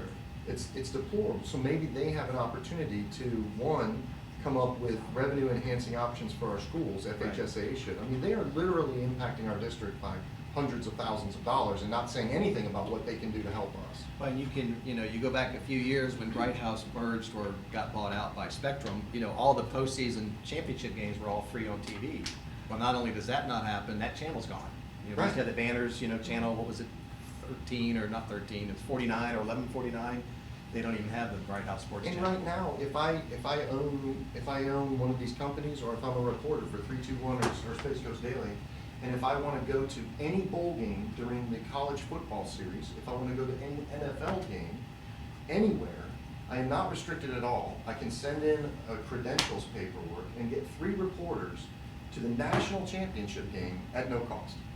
I'm not restricted at all. They do not have media rights in the, I mean, any games, FSU, anybody. But somehow FHSAA has decided to do this. And I think that's an area that we can grow, and I think that's an area that we can Yeah. make some money. Yeah, Bill, can you get together a group of athletic directors Sure. and kind of come up with a BPS Some wish ideas. list, platform, Right. whatever, that you can bring to your next Sure. FHSAA directors meeting? Can I add some to that? Yeah, yeah. Double A. Why would they listen to us? They have a monopoly, like, please stop charging us so much money, they're not gonna say, okay. I mean, what power do we have to do anything about this? You get every local school district to show the fact that this is going on, it's a revenue enhancement, they will decide. Yeah, the only, Our legislators have influence. Right, I mean, they are. We use our lobbyists. they specify you either pay to be able to film postseason, or they allow you 2 minutes of total snippet time that you can show quick little, you can't do it live, you can take, you're allowed to do that for no charge, but again, 2 minutes is not much. I threw this in here, this is just something that Ms. Moore and I talked about as well. How many people or who can get into our games for free? So there's 3 groups, actually 4 now. BFT contract language, a teacher +1, so I can go in and take my wife to go watch a game, etc. There is a caveat to that is in the language that came about a few years ago, is let's say my daughter plays at Satellite Soccer. Well, all of a sudden, I want to go watch the Coco astronaut soccer game because those are 2 really good teams. I have no affiliation with either one of those schools because I'm the dean over at Delora. So in theory, per contract, when you go to a school to watch, and these are just home, when you go to a school to watch a game, if it's not a game that it's in your feeder chain, then you get in for free, but your guest does not. But that's impossible to supervise. I was just gonna That's say, right. there's no way we're enforcing that. Nobody ever asks me, even when they don't Correct. know who I am. They say, oh, you've got your badge on? Oh, here, you're getting free. The only time I've been, to be honest, and I know ahead of time, so if my son was visiting from overseas, is if a school is playing an out-of-county team, then they may know if you don't belong to Coco, your son doesn't play. But other than that, like Ms. Campbell and Ms. Moore said, I go to a lot of games, and even before I got in this position, no telling how much money that saved me. Nobody ever questioned, but that is in the language. As you know, Legacy Club, if you're 55 to 64, you get a little reduced price. I think it's $2 off. If you're 65 over, you get it for free. And in this yesterday's LTP memo from Mr. Reed, we now have some Take Stock in Children mentors that we're giving the gold card to, so that they can go watch their mentees play a sport. They also get in for free. And then per our MCOA contract, officials +1, kind of like us, if they want to go watch a game, they can as well. MCOA officials can go to any game they want to, or they can bring a +1 to one they're officiating. No, they can go to a game, just like we can. Yeah, just How like many us. of them are we giving them free tickets? I just gave them a raise. We gotta take that We out need of to, context. we need to, There's not too many. Hey, Bill, Yeah. I know we said the teacher contract, but it's also the 10-10 contract as well. Oh, Yeah, yeah. and- Employee and- +1. And Right. Yeah. we would also look at what that would do, I mean, the MCOA, how much revenue are we actually getting from allowing those reps who really, I don't know how many of them actually come, maybe $100 a year. The next slide is just, again, looking at options. Proposing possibly to look at increasing gate prices, so I have what the current prices are and proposed. For football, it's its own entity. Student admission is $4. If they buy, usually they'll sell them at the school's cafeteria, whatever. If they get them at the gate, then it's $6, just like everybody else. To give you a little history of, this is in the internal accounts procedural manual, where it lists these at the bottom. It also has at the bottom, season passes can be sold, but you can't knock more than 10% off per pass. And a couple of notes that I wrote down just to kind of show you why we don't do that. Just because it's just, not real equitable to. So for instance, if you wanted to go to all the football games, and these are just for students, then If you go to 5 games at $4, it's $20. So if we were to sell them a season pass, it would be for 18. So just so you know, I know of no school that sells these, because again, that's just not a caveat that's really Is there a fear here that, I mean, I already feel like in some of our lower socioeconomic schools Sure. that it's difficult for a lot of the parents to come in and pay the $7, $6 Sure. dollars. Right. If we are to, right, like I bring, I go to the game, right, so if we were to increase the cost, I almost feel like the negative detriment would be the offsetting, that less people would go because they can't reach that threshold, so you would actually be less than where you were before at a lesser cost. Did you guys look at that? Sure, right, and that's, again, like Ms. Moore said to begin with, we're just throwing out what our options are. Sure. That is an option. Has that certainly crossed our plate? I mean, I could tell you, if I didn't have that for my 2 kids each playing several sports, yeah, that would be, all of a sudden, me and my wife, and we were blessed at the time that both sets of grandparents were here, that's a pretty hefty check. But again, that, like I mentioned earlier, when an expense goes up, you either cut other expenses or you raise revenue somehow, and it's just part of that discussion. To give you a little bit of history, July 1st, 2009, and I want to thank Ms. Clark and her group for finding this for me, and it just so happened it was the last year they were able to send it to me, as far as the Appendix 24 from the internal procedures man, happened to be the year we changed, so we got. So basically, to begin the 09-10 season, we went up $1 on all the adults. So before 2009, it was 2, 3, 4, 5, and 6. So that was the last time we had an increase. I did a little bit more digging, and in 2011, we made a change where this used to just be general admission, $6, and then we added a pre-sale for students to help them out. So basically, we haven't touched students in a while, which again, but you're right, Mr. Susan, and that is something that, you know, we have to take into I just consideration. fear, because a guy like me, I had to pay another $10 because I brought myself and my 3 kids or whatever. If it's an increased cost, I may not be doing something Right. like that. I'm gonna say, oh, you know, and then we lose the fee that I was going to get from the going. So, that's all. So I want to apologize in advance. Being a math teacher, and I had a discussion yesterday with Ms. Moore, and spending time last night and penciling in this morning. The last thing I want to do is paint a picture that's not as accurate, even though, again, it's a moving target. The numbers you have on your slide, when we first sat down and worked this out about what could that increased gate look like, we went from the median number to a high-end number. I don't know where it's going to fall, but I did change the numbers, so they are a little different up here.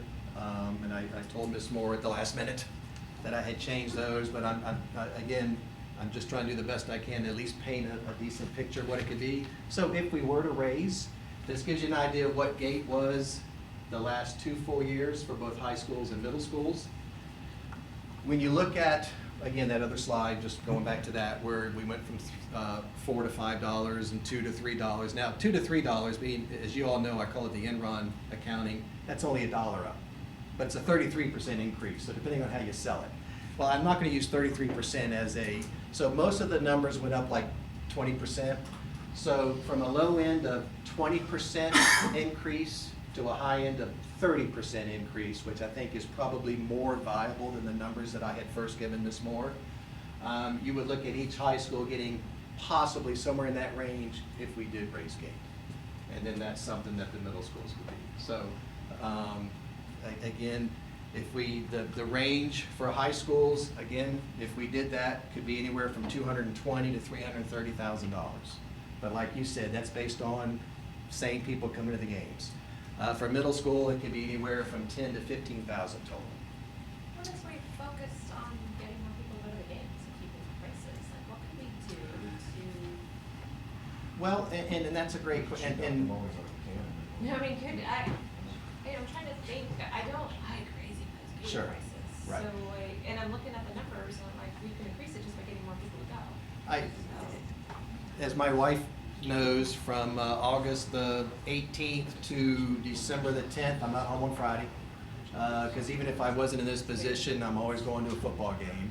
And I can tell you, I have seen an increase in attendance, and one thing we talk about at the AD meetings, in my mind, being an ex-retail guy, is we need to pump up the kids to go. Because the more we pump up the kids, a lot of them aren't 16 yet, somebody's gotta take them. If I'm gonna take my daughter to go see a satellite, I might as well go ahead and stay at the game with her. Well, clearly we've been doing better with their gate. That's what made me Right. think of it, like, if there's an increase there, that's probably because more people were going, so somebody was way more I think the excited about- ADs, a lot of them have Twitter accounts, because I follow some of them, so they pop out there, hey, don't forget about the game, et cetera. You know, the difference is, it's funny, when I went to Waycross, when you go to a small town like that, they got signs as you drive into town. I mean, everybody's there, you know, so, but I think our ADs are doing a great job, our principals too, pumping it up, getting it on social media, doing the pre-sales. And like you say, you can see an increase just in that 1 year alone. But what I look at when I go to games, basketball, volleyball, soccer, is how many kids are there, because I think that increases how many adults go as well. Bill, have you looked at gate costs or gate prices across other districts? I do have some information. One good thing with the group that I'm involved in is we share that information, so I sent something out to about 25 of them, and so I am trying to accumulate Could with you that. go back to the cost per ticket slide? Oh, sure. Do you Yeah. have a sense of where the proposed falls in For like what they are? with other districts? Yeah, I think a majority of them are up either around here or in between. And I can also tell you that I know of at least 4 or 5 that are also, again, presenting this same thing to look at what else can we do. Then you got poor Marion County that's just trying to get some money at all. But I can get more definitive as that stuff comes in, but just what I've seen so far, I think more are probably along lines in here somewhere, so. And the last fee or gate ticket cost increase we implemented as a district was in 2009. July 1st, Started right. the 9-10.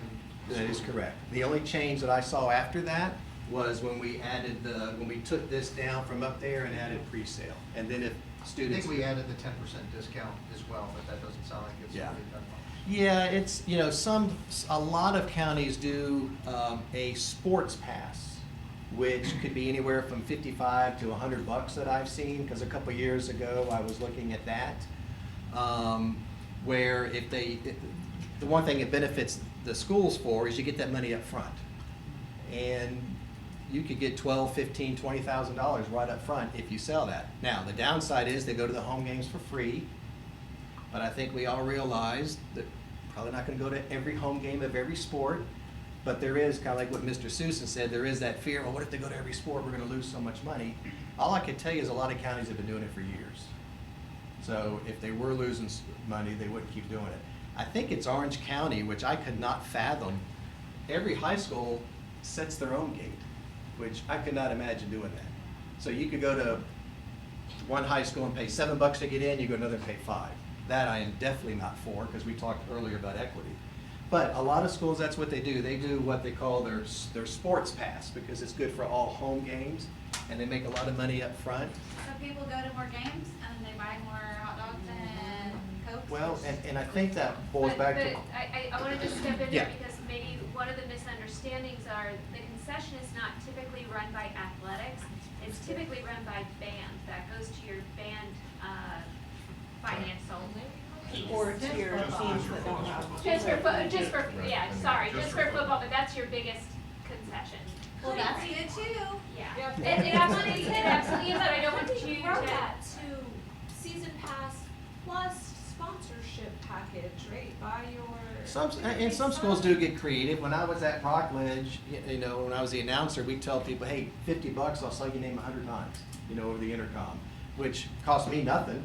You know, then we started giving away package deals. You get 5 tickets, you get an upfront parking spot. So a lot of schools are getting creative. So I think what would be a good idea, because I know some people behind me are thinking, yes, we do that, yes, we do that, yes, we do that.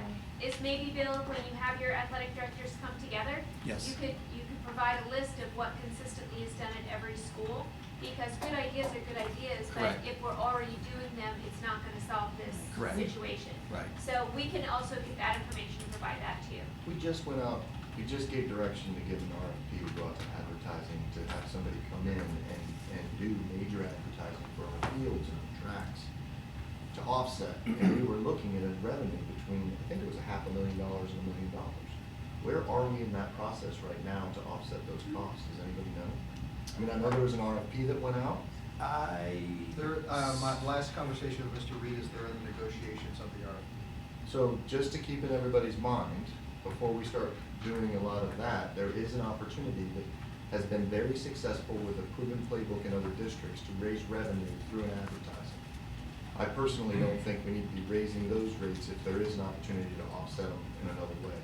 The other thing I was gonna say But is. Sue has not presented her information Okay. yet. The other thing I was gonna say is we still have not gotten to the amount of money that we were paying our athletics in 2008, as far as programs. So when we talk about going to the people and saying, you need to pay more for athletics, there's a responsibility upon our district to fund also to the level that we do. We have slowly taken away money from athletics and raised costs throughout, at the detriment to our athletics programs, which is a third of our players. I think that it behooves us, if we're going to do an opportunity to raise costs on our people who come to watch the games, that we have a responsibility to match that also. Sure. And I think that when we're talking about, if you look at the progression of athletics costs since 2008, of what we've given and everything else, it's decreased. But we are asking the public to increase, and I think there's another piece for that too. Thank you. Anything else? Do these guys does PAR, you guys want to say anything real quick? You guys have an opportunity to say something? You guys drove all the way here. I don't know what's. I'll add just one comment, if you don't mind, is what's frustrating, and I know Brandon and I have had this conversation for years as we've worked together for years. Oftentimes it's frustrating, and where you see the officials' cost, and I think, please correct me if I'm wrong, our official cost last year was $29,000 approximately. And we're anticipating, yes, that going up $13,000 if we have the exact same schedule we had this year for next year, if they go to maximum values. I understand that's myth. And then additional transportation cost, and our gate doesn't come close to that. So when we are literally fundraising to make ends meet, it's very disheartening. And the fact that programs across this county are fundraising to make ends meet, it's a struggle to find that motivation oftentimes. And if we incur another raise, it's just that much more. And my thought personally is fundraising should allow a program to excel, to allow a program to gain something, not just to operate. That's what I would leave. Increase in costs have gone towards the backs of our fundraising rather than the district funding it the way that it used to do. That's what I think I should Well, say. and just before I know Sue's got, just to piggyback on what he said, Bayside figured out using the same numbers, they're gonna go 13,000 more. If we were to give them the same that we gave them last year, that would even cover the increase, just to kind of put some numbers together. And I looked to paint for the fields, $6,000 just for paint. So individual schools that have pulled out of FHSAA? Schools, you mean? Do we have individual schools or no? Is it? No, every school, every school. Individual sports have. It's in our policy that we're part of the Satellite FHSAA. Right. They're still under They're still FHSAA. FHSAA. School is. Yeah. Still FHSAA. Correct. School is. But the football program? No. So we Oh, have. that's why we went winning. We have two football teams that have gone independent, which means they're not in a classification, so they cannot compete for a state championship, but they're still guided by FHSAA. They still have to pay out. They still, everything's the same, they just can't go to a postseason. But what is the benefit of doing that? Well, I don't play district yet. so, real quick. We've got different teams. They're struggling. Yes. What'd you say? They're struggling. Struggling So to they, compete. so they pull out because getting independent allows them to play the teams that are not a part of the FHSAA also, which is a pool of schools that are not the best. That are not in schools. their district. Totally understand that. There's no financial gain, there's no leverage No. point, there's no tournament. It's about wins and losses. They However- pull out to try and get some Right, I get wins, it. they start to get Yeah. more revenue. With the FHSAA change the past couple of years, like for the smaller classifications, 4A and down, you don't play a district schedule.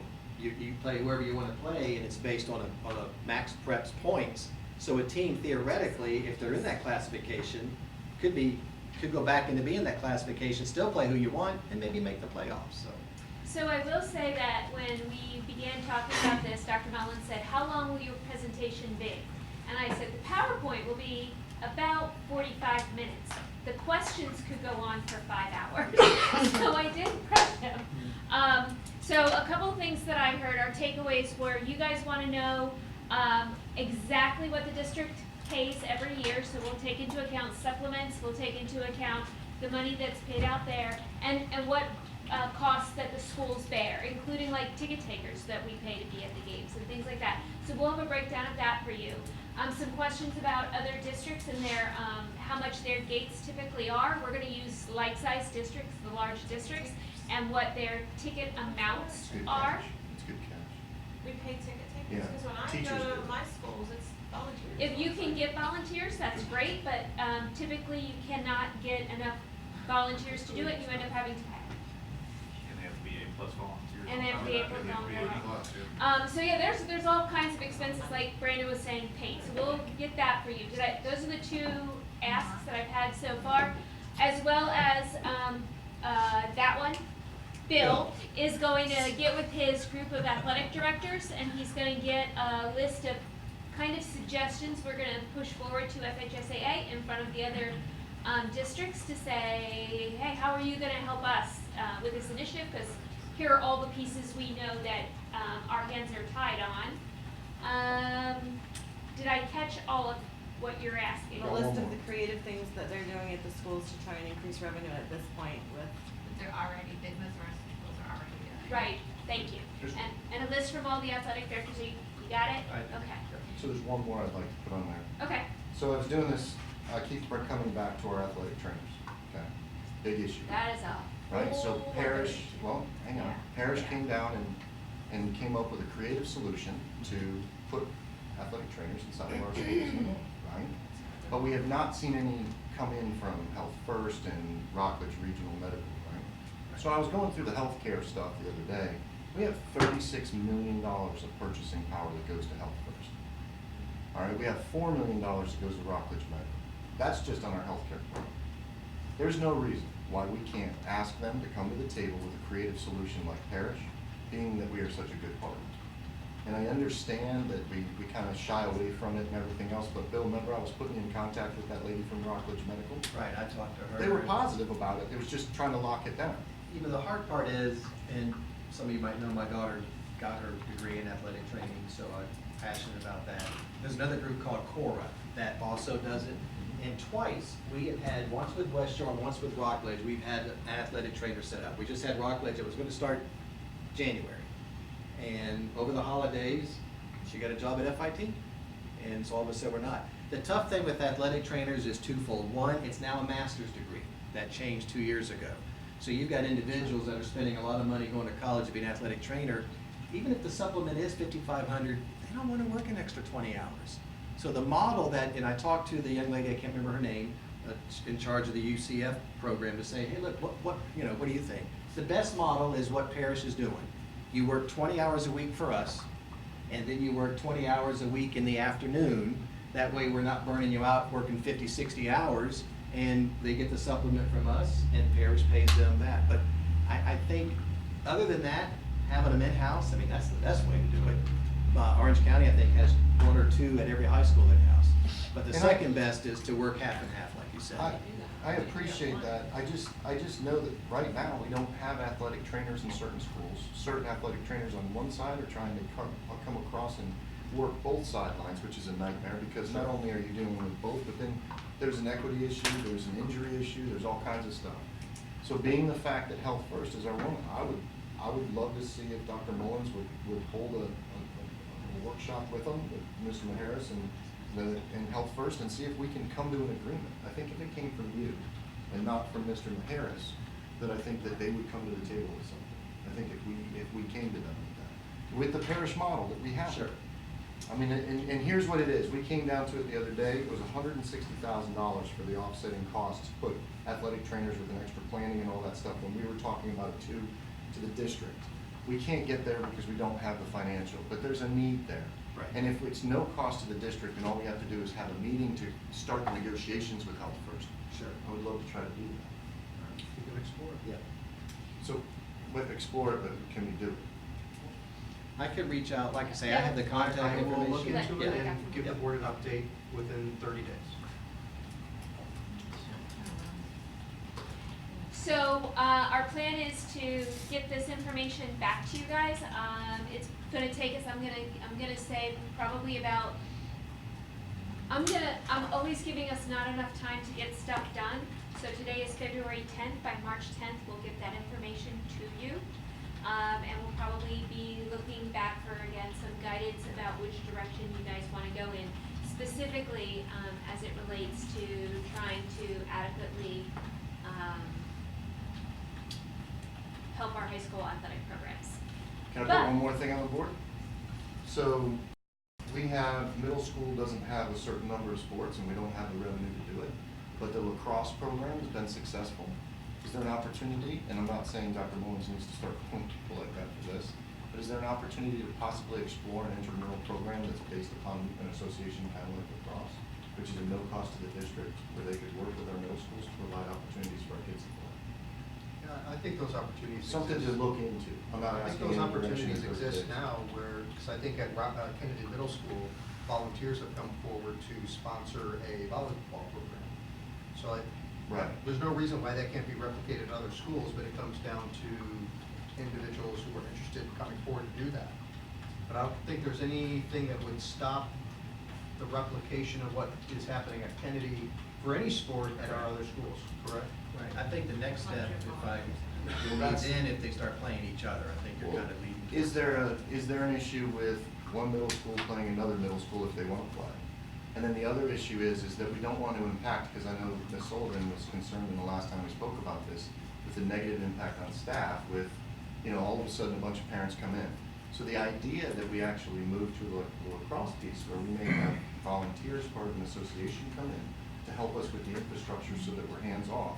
And it allows them to do it. We've got like Space Coast Association of Volleyball, we've got Space Coast United for soccer, great organizations that possibly could come in and assist with that. And my only caution, Mr. Susan, is as much as community volunteer coming in, wanting to champion an effort, there is always some impact on our existing staff.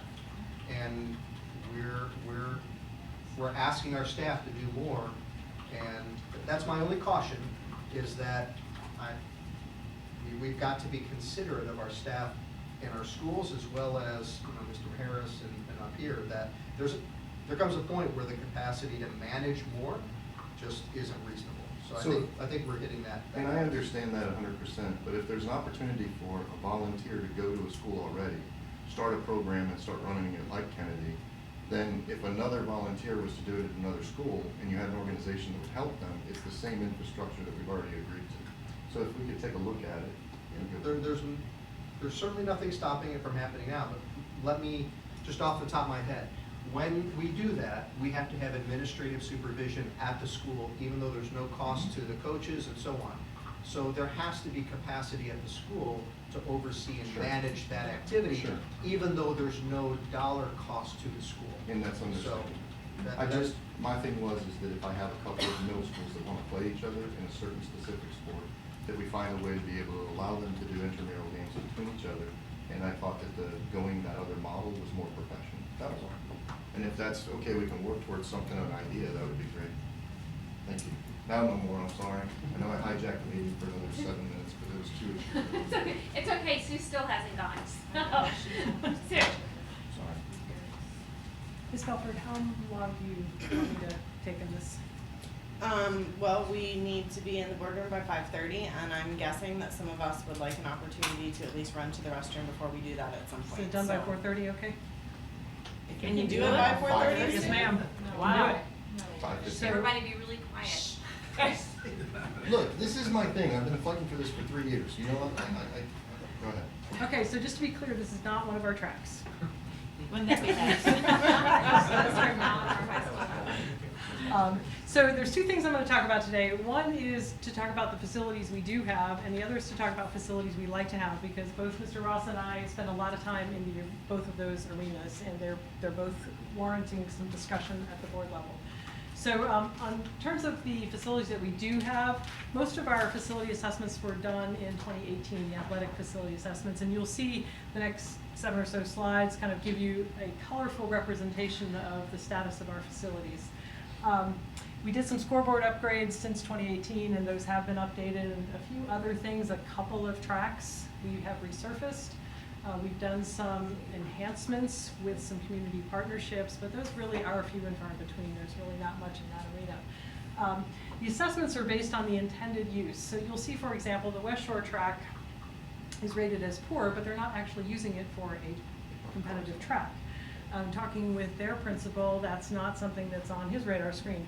On the other hand, Palm Bay High School, their tennis courts are rated as poor. They would actually like to use them as tennis courts, but because of their condition, they can't. So we've got things all over the spectrum in terms of our athletic facilities. But today, really, I just want to give you kind of a generalized overview of the status of our athletic facilities. They don't include elementary playgrounds, but we did finish our assessment the last couple of days. We've got about 145 playgrounds, and about 32 of those are in the poor to moderately poor condition. So, again, in the 75 to 80%, not so bad. 20 to 25% kind of needs attention. But we haven't included pools, we don't have theaters, so this is not everything, but it's another big piece of the facility pie to talk to you about.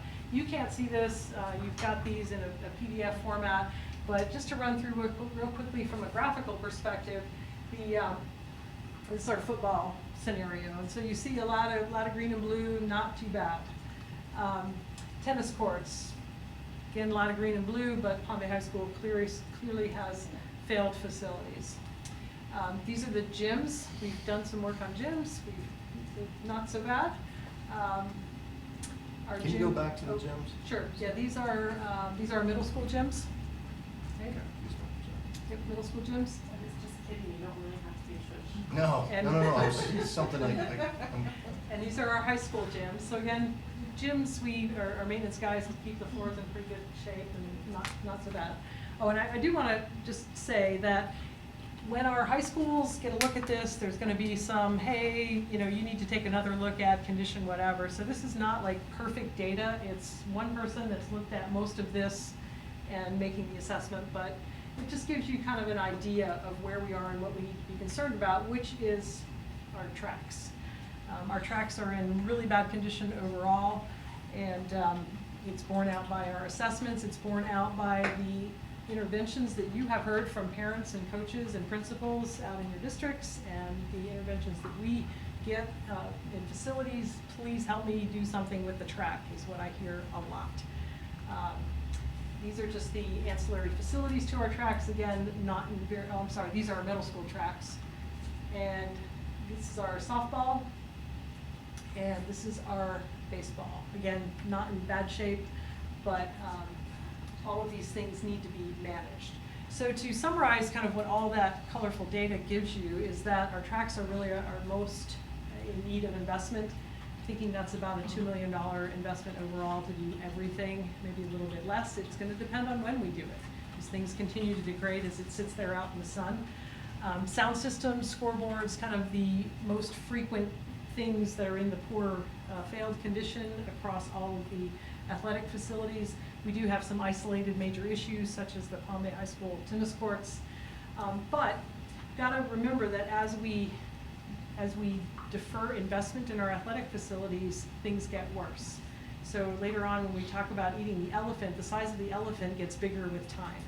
So just keep that in mind as we go on.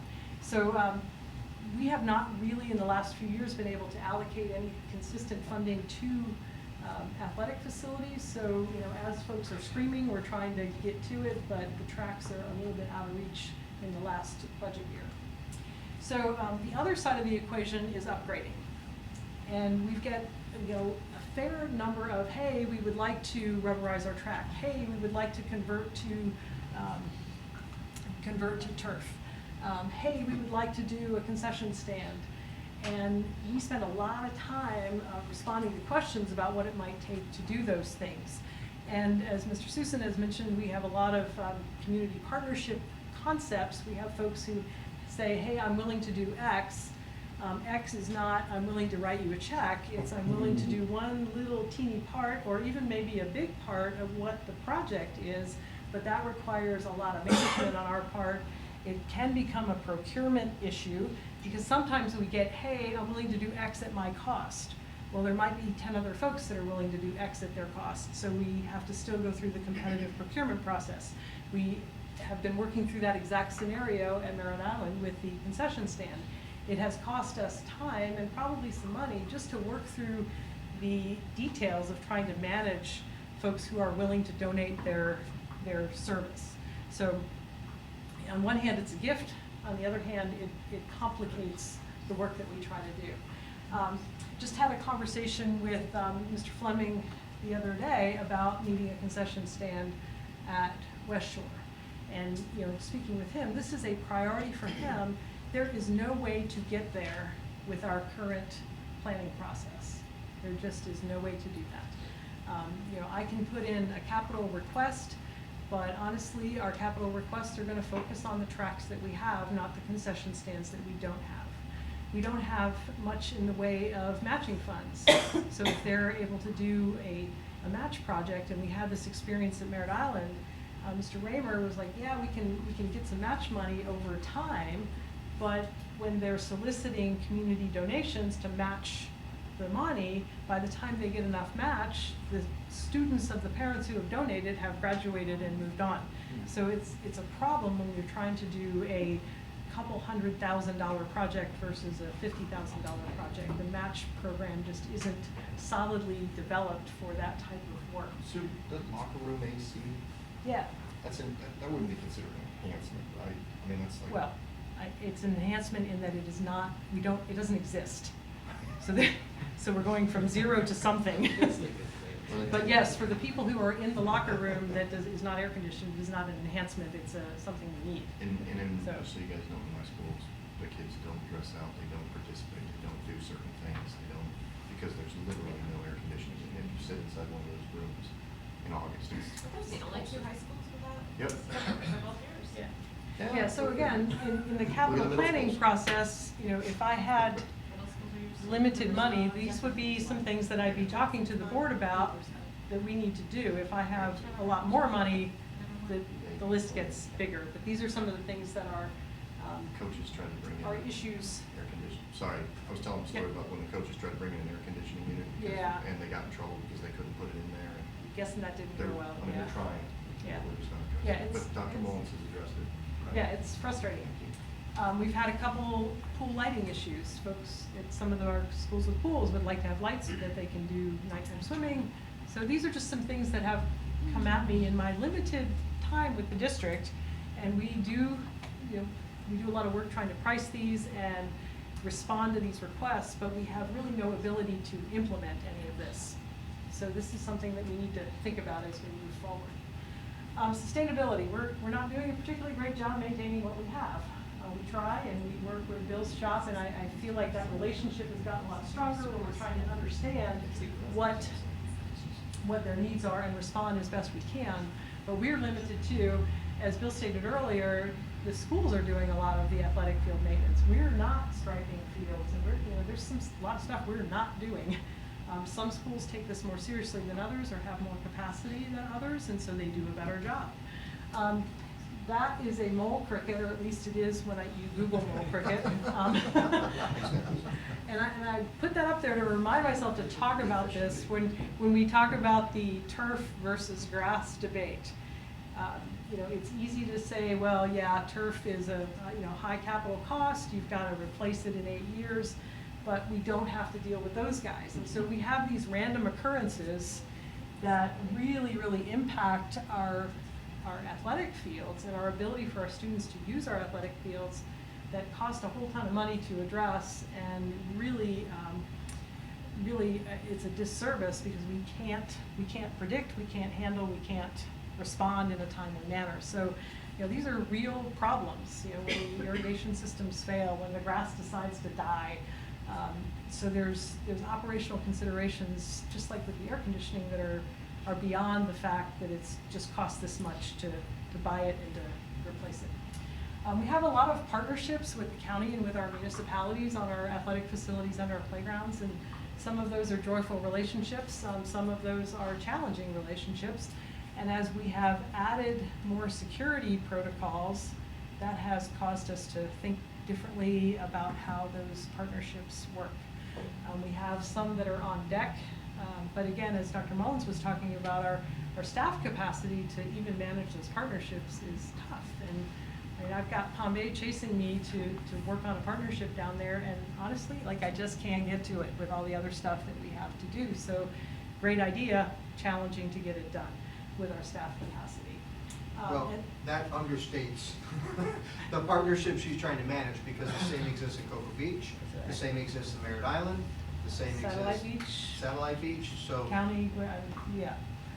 All great, well-intentioned opportunities, but a large portion of the responsibility falls on us to manage it, because we have all of the restrictions and the guidelines that have to be met. And great, well-intentioned folks think an arrangement can be made in the context of what they do in their home. We don't have that privilege when we're dealing with million-dollar facilities. So I know how much, well, I probably don't know all of them that Sue is trying to wrangle, but it's a lot more than just Palm Bay. And it's a lot more than Sue, too. We've got, you know, Mr. Langdorf gets involved, we've got, you know, these folks get involved. I mean, it's like, it's a district-wide team approach when we talk about these partnerships, so. And we're trying to leverage them to the maximum capacity we can for our schools and our facilities. So just kudos to Sue and the team. I don't wanna, you know, I never wanna keep growing district employees, but would it be, I'm sorry, I don't know the question, but would it be advantageous of us to have an employee? I mean, would it be financially helpful to have someone recruiting and working with municipalities to pay for our athletic, like, joint, you know, relationships like Satellite Beach did to?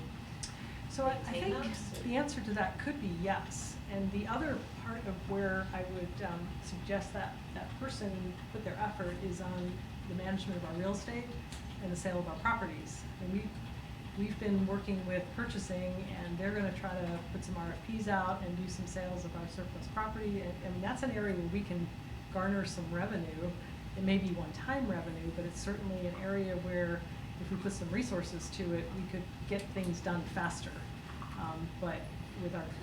Remember how we were hypothetically under Matt Reed's presentation, talking about getting somebody to help Deb with advertising That's what and we such? did, it's in an RFP, and it's for RFI. We were gonna do a company though. Yeah, I that's. think they're doing something like that. Could It's that like- person also be doing some of this? Because it's But the no, same. that's not- It's not advertising. The person wasn't built in, it was I believe the RFQ is to obtain a third party to manage the whole process, not to do it in-house. We would just be managing the project or managing the contract, not managing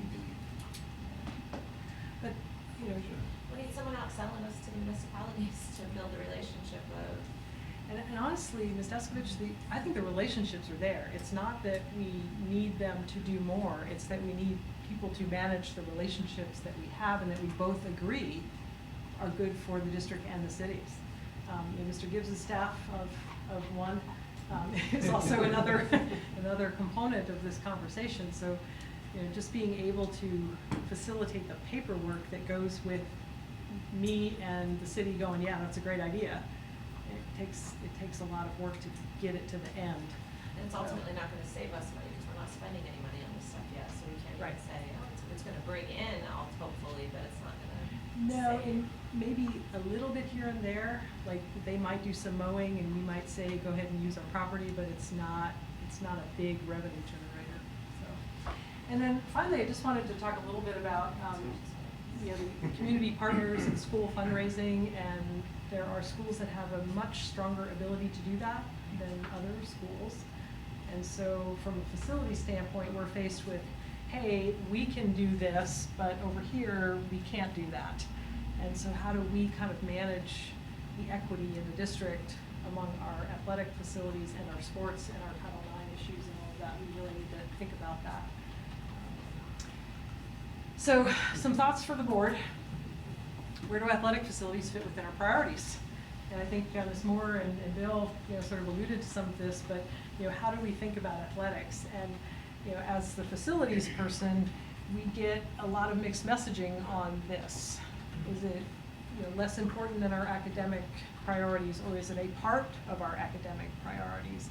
And I think as a district, we need to be clear on that messaging and how we think about athletics.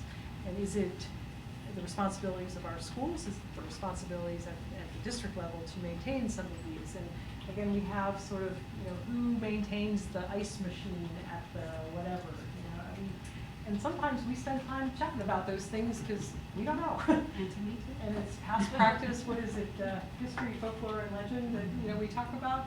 But, something that we decided back in, 1960 is what we might still be doing today, and hopefully somebody remembers. But we have inconsistent applications of how we think about our athletic facilities, or even how we define our athletic facilities as to who's responsible for it. And so, we're kind of working all that stuff out, but it's part of what we're doing in cooperation with other parts of the organization to kind of get our arms wrapped around this stuff. From a facility standpoint, we are looking at developing our capital plan and how it integrates into what we may be doing with Surtax and capital planning. It's part of the strategic plan. And looking to the board to give us some guidance on how you want us to think about these things. So, are we wanting to do just maintain what we have and, bring it up to a reasonable standard? Do we want to enhance our facilities? Because we're getting a lot of interest in the community for enhancing our facilities. Do you want us to look at that on a broader scale? And what does enhancing mean? Is it tracks? Is it fields? Is it concession stands? Is it ask the schools and see what they say? And so I've done that to a small degree, and I'm getting some feedback as to what our schools need, but it's really all over the place, and it's different at every single school. And then, could we look at focusing the surtax on just facility renewal and think about focusing our capital on athletic facilities, or should we broaden the scope of the surtax to include athletic facilities if we think about them as a part of our learning environment? So I think the philosophy about whether athletics is part of the learning environment helps us frame the surtax as how we fund capital facility or athletic facilities or athletic enhancements. So kind of next steps, all I really was looking for today is if you have feedback, but I wanted to frame this kind of global issue for you because it's going to be coming up as part of the conversation around the sales surtax as well as the capital budget moving forward. And then once I get some feedback, I will be working with our team and others in the organization to kind of put forward some strategies for you to consider in the context of the capital budget as well as the renewal of the surtax conversation. So that's just kind of where we are today. And just to wrap up, in athletics, this is not an area that I think we're starring in. We need to do better in athletics, and we need to be clear on what our priorities are in athletics, clear in our capital programming, and do a better job of managing our athletic facilities as an asset of the district. And then my presentation would not be complete without our Employee of the Year. But just to get myself in further trouble, I put this in here because this is the next thing that we're going to try. What is that? That is a Are you robotic replacing mower. our goats? How cool is that? Not replacing. Is it kind of like those vacuum cleaners that just? Yes, Thing? Oh, that's kind yes. of, oh. This is the Roomba for grass. And so, That's kind of cool. so we're gonna give this a try How at much are they? KPU Elementary. This is, about, what, $14,000 out of the gate? A small one. For small mower. How much can it mow in an hour? It will mow 3 acres. In Not 1 hour? an hour, No. in a day if you let it run all day. It'll work 18 hours a day. It's got an alarm on it, so in case some It kid works grabs for it. 2 and hours, runs it off comes with back, charges itself, goes back out in 2 hours. Yeah, it's like a Roomba. Yeah. But does it have an alarm on it and GPS system so the kids can't take it and run off Are with we it? gonna have our mowers protesting that our jobs are being? Oh, they're not gonna lose their jobs. I have plenty of work for them. Plenty to mow. I have other places How they big is can that work, thing? so. How big is that thing? Is it- have you seen it? The big one is 48 inches, and I think that one's 32, I And think. it's electric? It's battery powered, Battery yeah. powered charges. Sounds like Let me tell you everybody's something, back to this is definitely a positive. I would like, so, and how, what's the history on these things? Do they break after a year, you have to trash it, their warranty? Do they chase down children? Well, I've been told if you see it, it really can't hurt somebody because the blades are set, they're not even really blades. It's kind of like a weed eater. The big one has 5 heads, and they're set back far enough from the edge of the machine that you can't get your hand or foot in there. And if anybody tries to pick it up or anything, it shuts itself down. And only the person with the code, and you have to go out physically punch the code in and start it again. So it's got a lot of fail safes. They've been using them in Europe for a lot of years, and they're just now starting to come to the United States. I did talk to a guy has had one for 8 years in New Jersey, and he said it's been great, and he's getting ready to swap out to the newest model. He has like an old version that was kind of a test model. Could we have that one? I can ask him. What school are we starting at? Cape Wood. We're thinking Cape View just because it's a small campus, we can mow the back field and and it's close to my house, so I can monitor it and see how it goes. Thank you for thinking outside the Yes. box. Yeah. We're trying. Can it do athletic facilities? And that's really what it's designed for, is athletic, football fields. That's what, football fields and golf courses. That's what they're Keep originally. it short, right, okay. So we want to try it in an environment, kind of low-risk environment, We can but, nickname Can we call it the go? Whatever you want to call it. Yeah, you can nickname it. So when do you expect that to be placed? Because I want to come Well, I'm and see still it. working with procurement to try to figure out how we make this happen. So Okay. as soon as I We've got a figure few- that out, Just let me I'm know. hoping within the next month or two, actually. I'm hoping, yeah. So I want to continue the tradition of having one slide in every presentation that gets me in trouble. So that's this one. Gets us excited about something new. So when I was looking at that map of all of the athletic facilities, the degradation of them is coming. And so like, I looked at all the baseball, softball fields and everything else, right? How much does that dictate what we're doing? Because you're asking us for kind of a recommendation, but in the same regards, I think that, because our tracks are now at a point of complete failure for most, Yeah. like what are we looking at for a maintenance cost, like? So, I guess I would say, I would consider those facilities just like we would air conditioning or electric, like just Sure. everything else, degrades, and the sooner we catch it before it goes off the cliff, the better off we are. So we've got two pieces. We've got to get those that are off the cliff already and fix them. So that's the couple $1 million on the tracks. And then the other point is we want to keep those that are heading to the cliff from going off the cliff, and that's maintenance. And I think, Jim, you were looking at about $1 million or so a year, was kind of a couple of years ago, was about what we thought might keep us from getting too far off the cliff. But again, in facilities, any dollar you give us, we can spend on something worthwhile. So. No, I know. I just So was it's- trying to, because that kind of Yeah. dictates that in the event that we don't start, take care of the past and move forward, Yeah. we're looking at like an athletics avalanche of just, we need now all of this money. So that's what I was saying, when you were asking us for a recommendation of sales surtax and stuff in our minds, I think part of what we need to do is wrap it around the issue of, if we don't, what is it? And what do we need to do it? Because $1 million of maintenance with the increase of our local, our local millages and stuff like that might be something that might be manageable in a couple of years. But the actual impact of replacing those tracks, how much are they a piece to redo them? They're about $250,000. Right, so you're talking quarter, and we get buried. So, okay, thank you. That's all my question was. So, the spirit of being done early, thank you very much.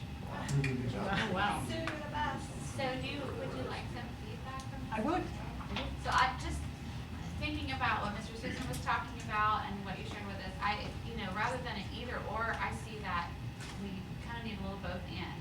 And I would love, and I shared this with you as we met one-on-one, I would love if we, at such a time as the board decides to put forth to move forward with a sales tax renewal, for us to include athletics in that, for the purpose of rescuing our over-the-cliff facilities, because I think our public is very aware of that need. Any of them who have been in our facilities, that touches so many of our, not just our families, but the public that doesn't even have children in our programs. They're there and they're witnessing to them. But I think that the maintenance, the idea of building that into the budget, into our capital budget of having that, we need to have a little of that as well. So whenever we get ready to do that, I really would like to see us include our athletic facilities in a sales tax renewal. And I think it would be encouragement. I think it would encourage our public to have a positive feeling about that. I agree with Katie, because I do know that I have two groups, very vocal groups in my community who would go out and beat the drums and really support this. And I believe that they're looking for this. because they ask me all the time why we can't currently use it, for that. So I think that's a great idea, and I would definitely support that also. That's what we need to think about. The most interesting slide to me that you presented was the puzzle one, because we as a board have never had the discussion of where athletic facilities fit into our priorities. And Yeah, we just didn't make it public. we didn't make it a priority, and it sounds like this conversation, we're trying to make it a priority so much that we're willing to maybe put it into a new sales tax language. So, I mean, if everything's a priority, nothing's a priority. So I think, I like that you put, is it a district asset, are they school assets? Is it nice to have? Are we glad we have sports and facilities to play in, or is it a necessity for academic achievement? And is it within our mission to invest, and where does that fall on the priority list? I think that's a healthy, much needed discussion. I don't know that we have time today, or Just to add in there too, because we did have most of the conversation with Mr. Harris about athletics, specifically competitive athletics. Our facilities, our athletic facilities are not just supporting our sports teams, they are supporting all of our PE classes, which middle school, that's all day, every day, high school with Hope. I mean, that's which is part of our educational mission. So the facility supports not just those athletic programs, if you want to call those extras, but also our, our mandatory curriculum that our middle school and high school staff provide. so for middle school, for sure, right, it's in the gyms, it's on the fields, it's PE. High school, how does that, I'm not going against what you're saying. Right, I no, want yeah, to- I know. I want to see how our athletic facilities fit into classroom education, our core mission. We need to figure out how that ties and be able to present that to each other, to the public. Otherwise, there's a large group of Brevard County that says this is something nice to have, but it's not a necessity, and a lot of people won't vote for a sales tax if it's not a necessity. So you have to have the argument of why it is a necessity if it is. And I think our schools can help with that. I just had a conversation with Ms. Miller that, we need to do something with the sound system in the astronaut gym, because that is used as a classroom, it's used as an assembly area, it's used as more than just the competitive gym. Her total justification for me was the relationship to the educational mission. So I'm sure that all of our schools can help us with that conversation. I don't know, but I have that conversation with them a lot. That's exactly what I'm looking for, is how is that sound system tied to the educational mission, which you just said. I would not have thought of it that way. I would not have, that would not have come to my mind, so I don't know what we need to do with that, but I think it's necessary, it's part of this mission. I know for sure that in Cocoa, I was talking to Rashad, that he was telling me that his athletic students, they're all 3.0 or above. So that is really important for that particular school because of it's keeping students engaged. They want to play athletics, and their grades are improving because their grades are so much better than they would be without it. And certainly, I think you're right. We can reach out to schools to say, okay, but I know his athletes, they're all doing fabulous in their academics. I couldn't agree with you more if you're trying to tie it back to the classroom in some, not only your gym class and everybody else, but as a former teacher, one of the main, and a former coach for almost every sport, one of the things that we held over that kid's head to get them through is sports. How do you get that kid to make the 2.0, to stay in school, to keep the graduation rate? Almost every one of our strategic plans can be tied back for that low socioeconomic, low, like a lot of the kids that were on my team with ESC and everything else, those kids thrive every day to try to make it, almost not because of the class, but because of the sport. And everybody can say that, a lot of the sports that we have, but nothing drives pride in a school like a great sports program. It's in college, it's in whether the academia wants to argue back at that, there is literally nothing that will drive pride and move an entire community like an athletics program. So when you have athletic facilities that are inept to allow that, you're also hurting the community. So you're tying it back to those things. A lot of times I used to work with a lot of the other coaches coming in from colleges and working with our kids. And for our kids to go to another county and play on another field, and our parents to see how other school districts are funding their athletics, and then they come back here and it doesn't make them feel as if they are, and it is literally a third of our entire population in high school is playing a sport. So to take that entire population and put them at a disadvantage of what they compete against for another county, that's another issue to draw. You're looking for half cent and everything else, sure, half cent if we can put it on there. I love what Ms. Tuskovich did, great point. But the issue is that if the half cent doesn't pass, we need to have another plan. And that other plan needs to be a part of also running next to it is, if this doesn't work to save the tracks that we currently have, what are we gonna do? Because not having a track in my mind is not an option. So how do we do that? So do we all agree that the blue puzzle piece of it's nice to have athletic facilities is, we're probably above that? We all think that it's a little more important than it's just nice to have? Yes, well, in my sense, yes. And I would argue too,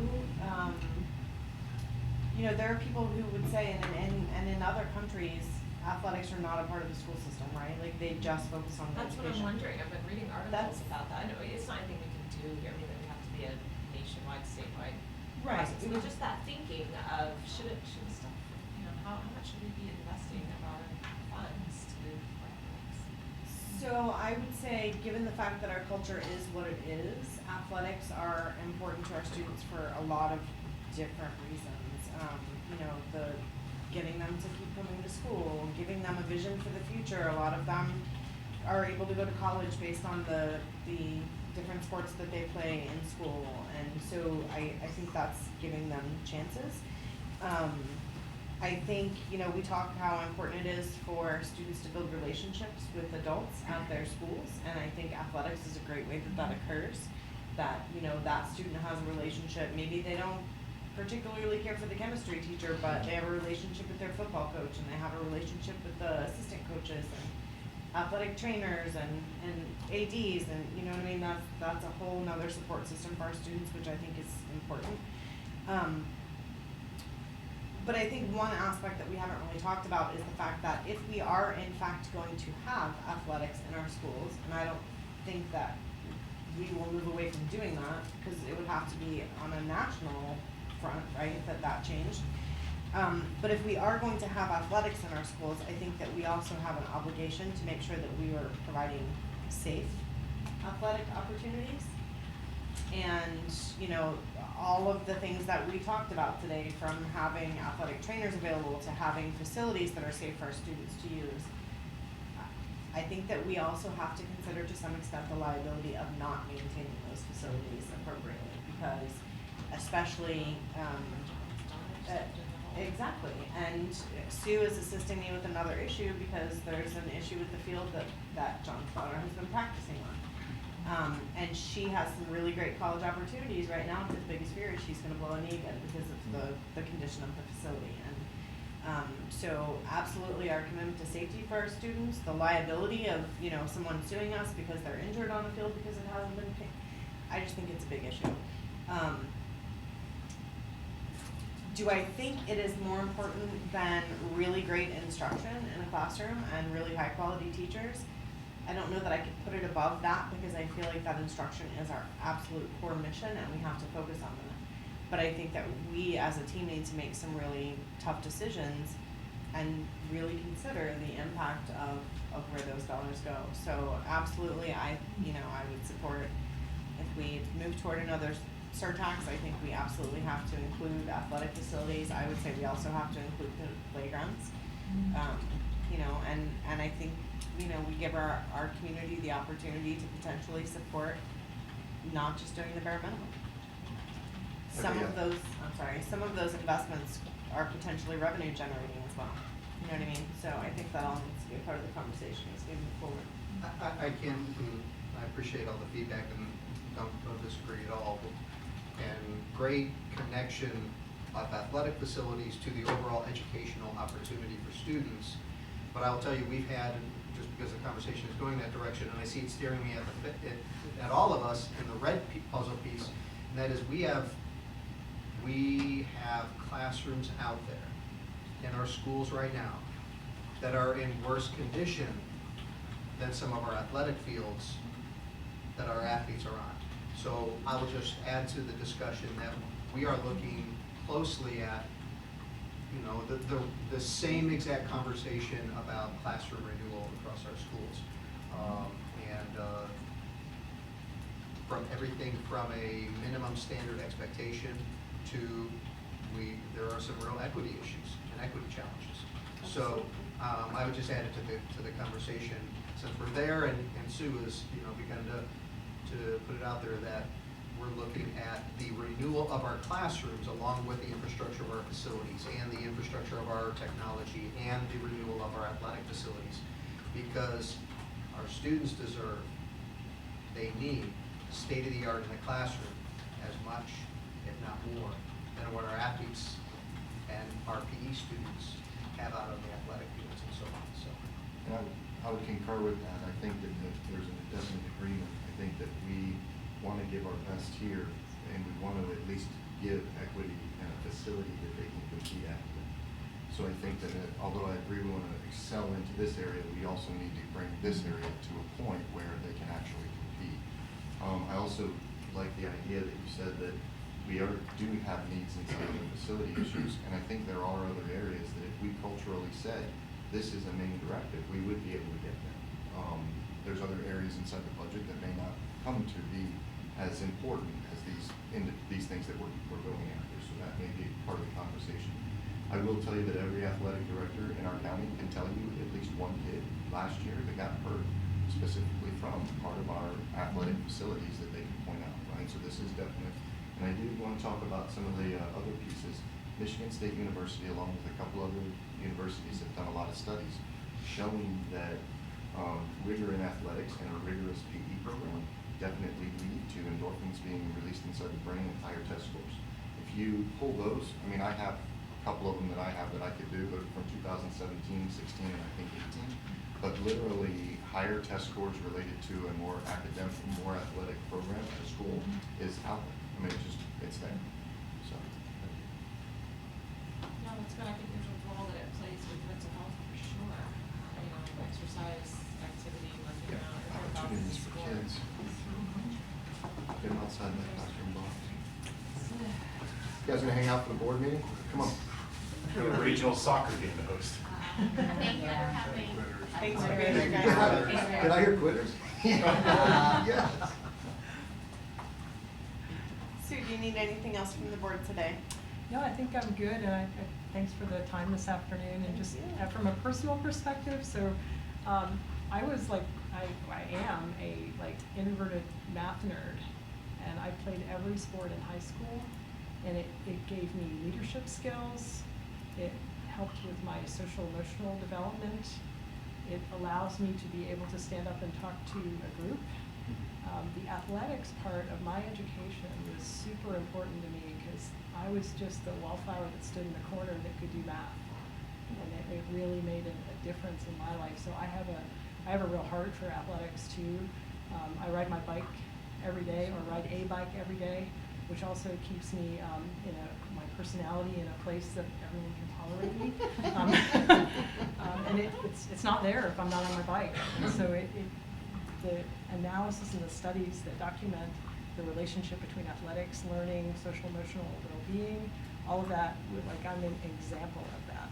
So I totally get that and feel comfortable supporting that from a facilities point of view. So Part of the whole child approach, I think. yeah. Thank you. So thanks. Hey, can we ride on that robot mower? No. It's only 36 Does it do inches. St. Augustine grass? But we have other They said mowers it'll that you cut can ride anything. on. Like St. Augustine, it's a little harder on the blades, so you have to change the blades more often. I got a lot of St. Augustine. All right, folks. They make some. Thanks.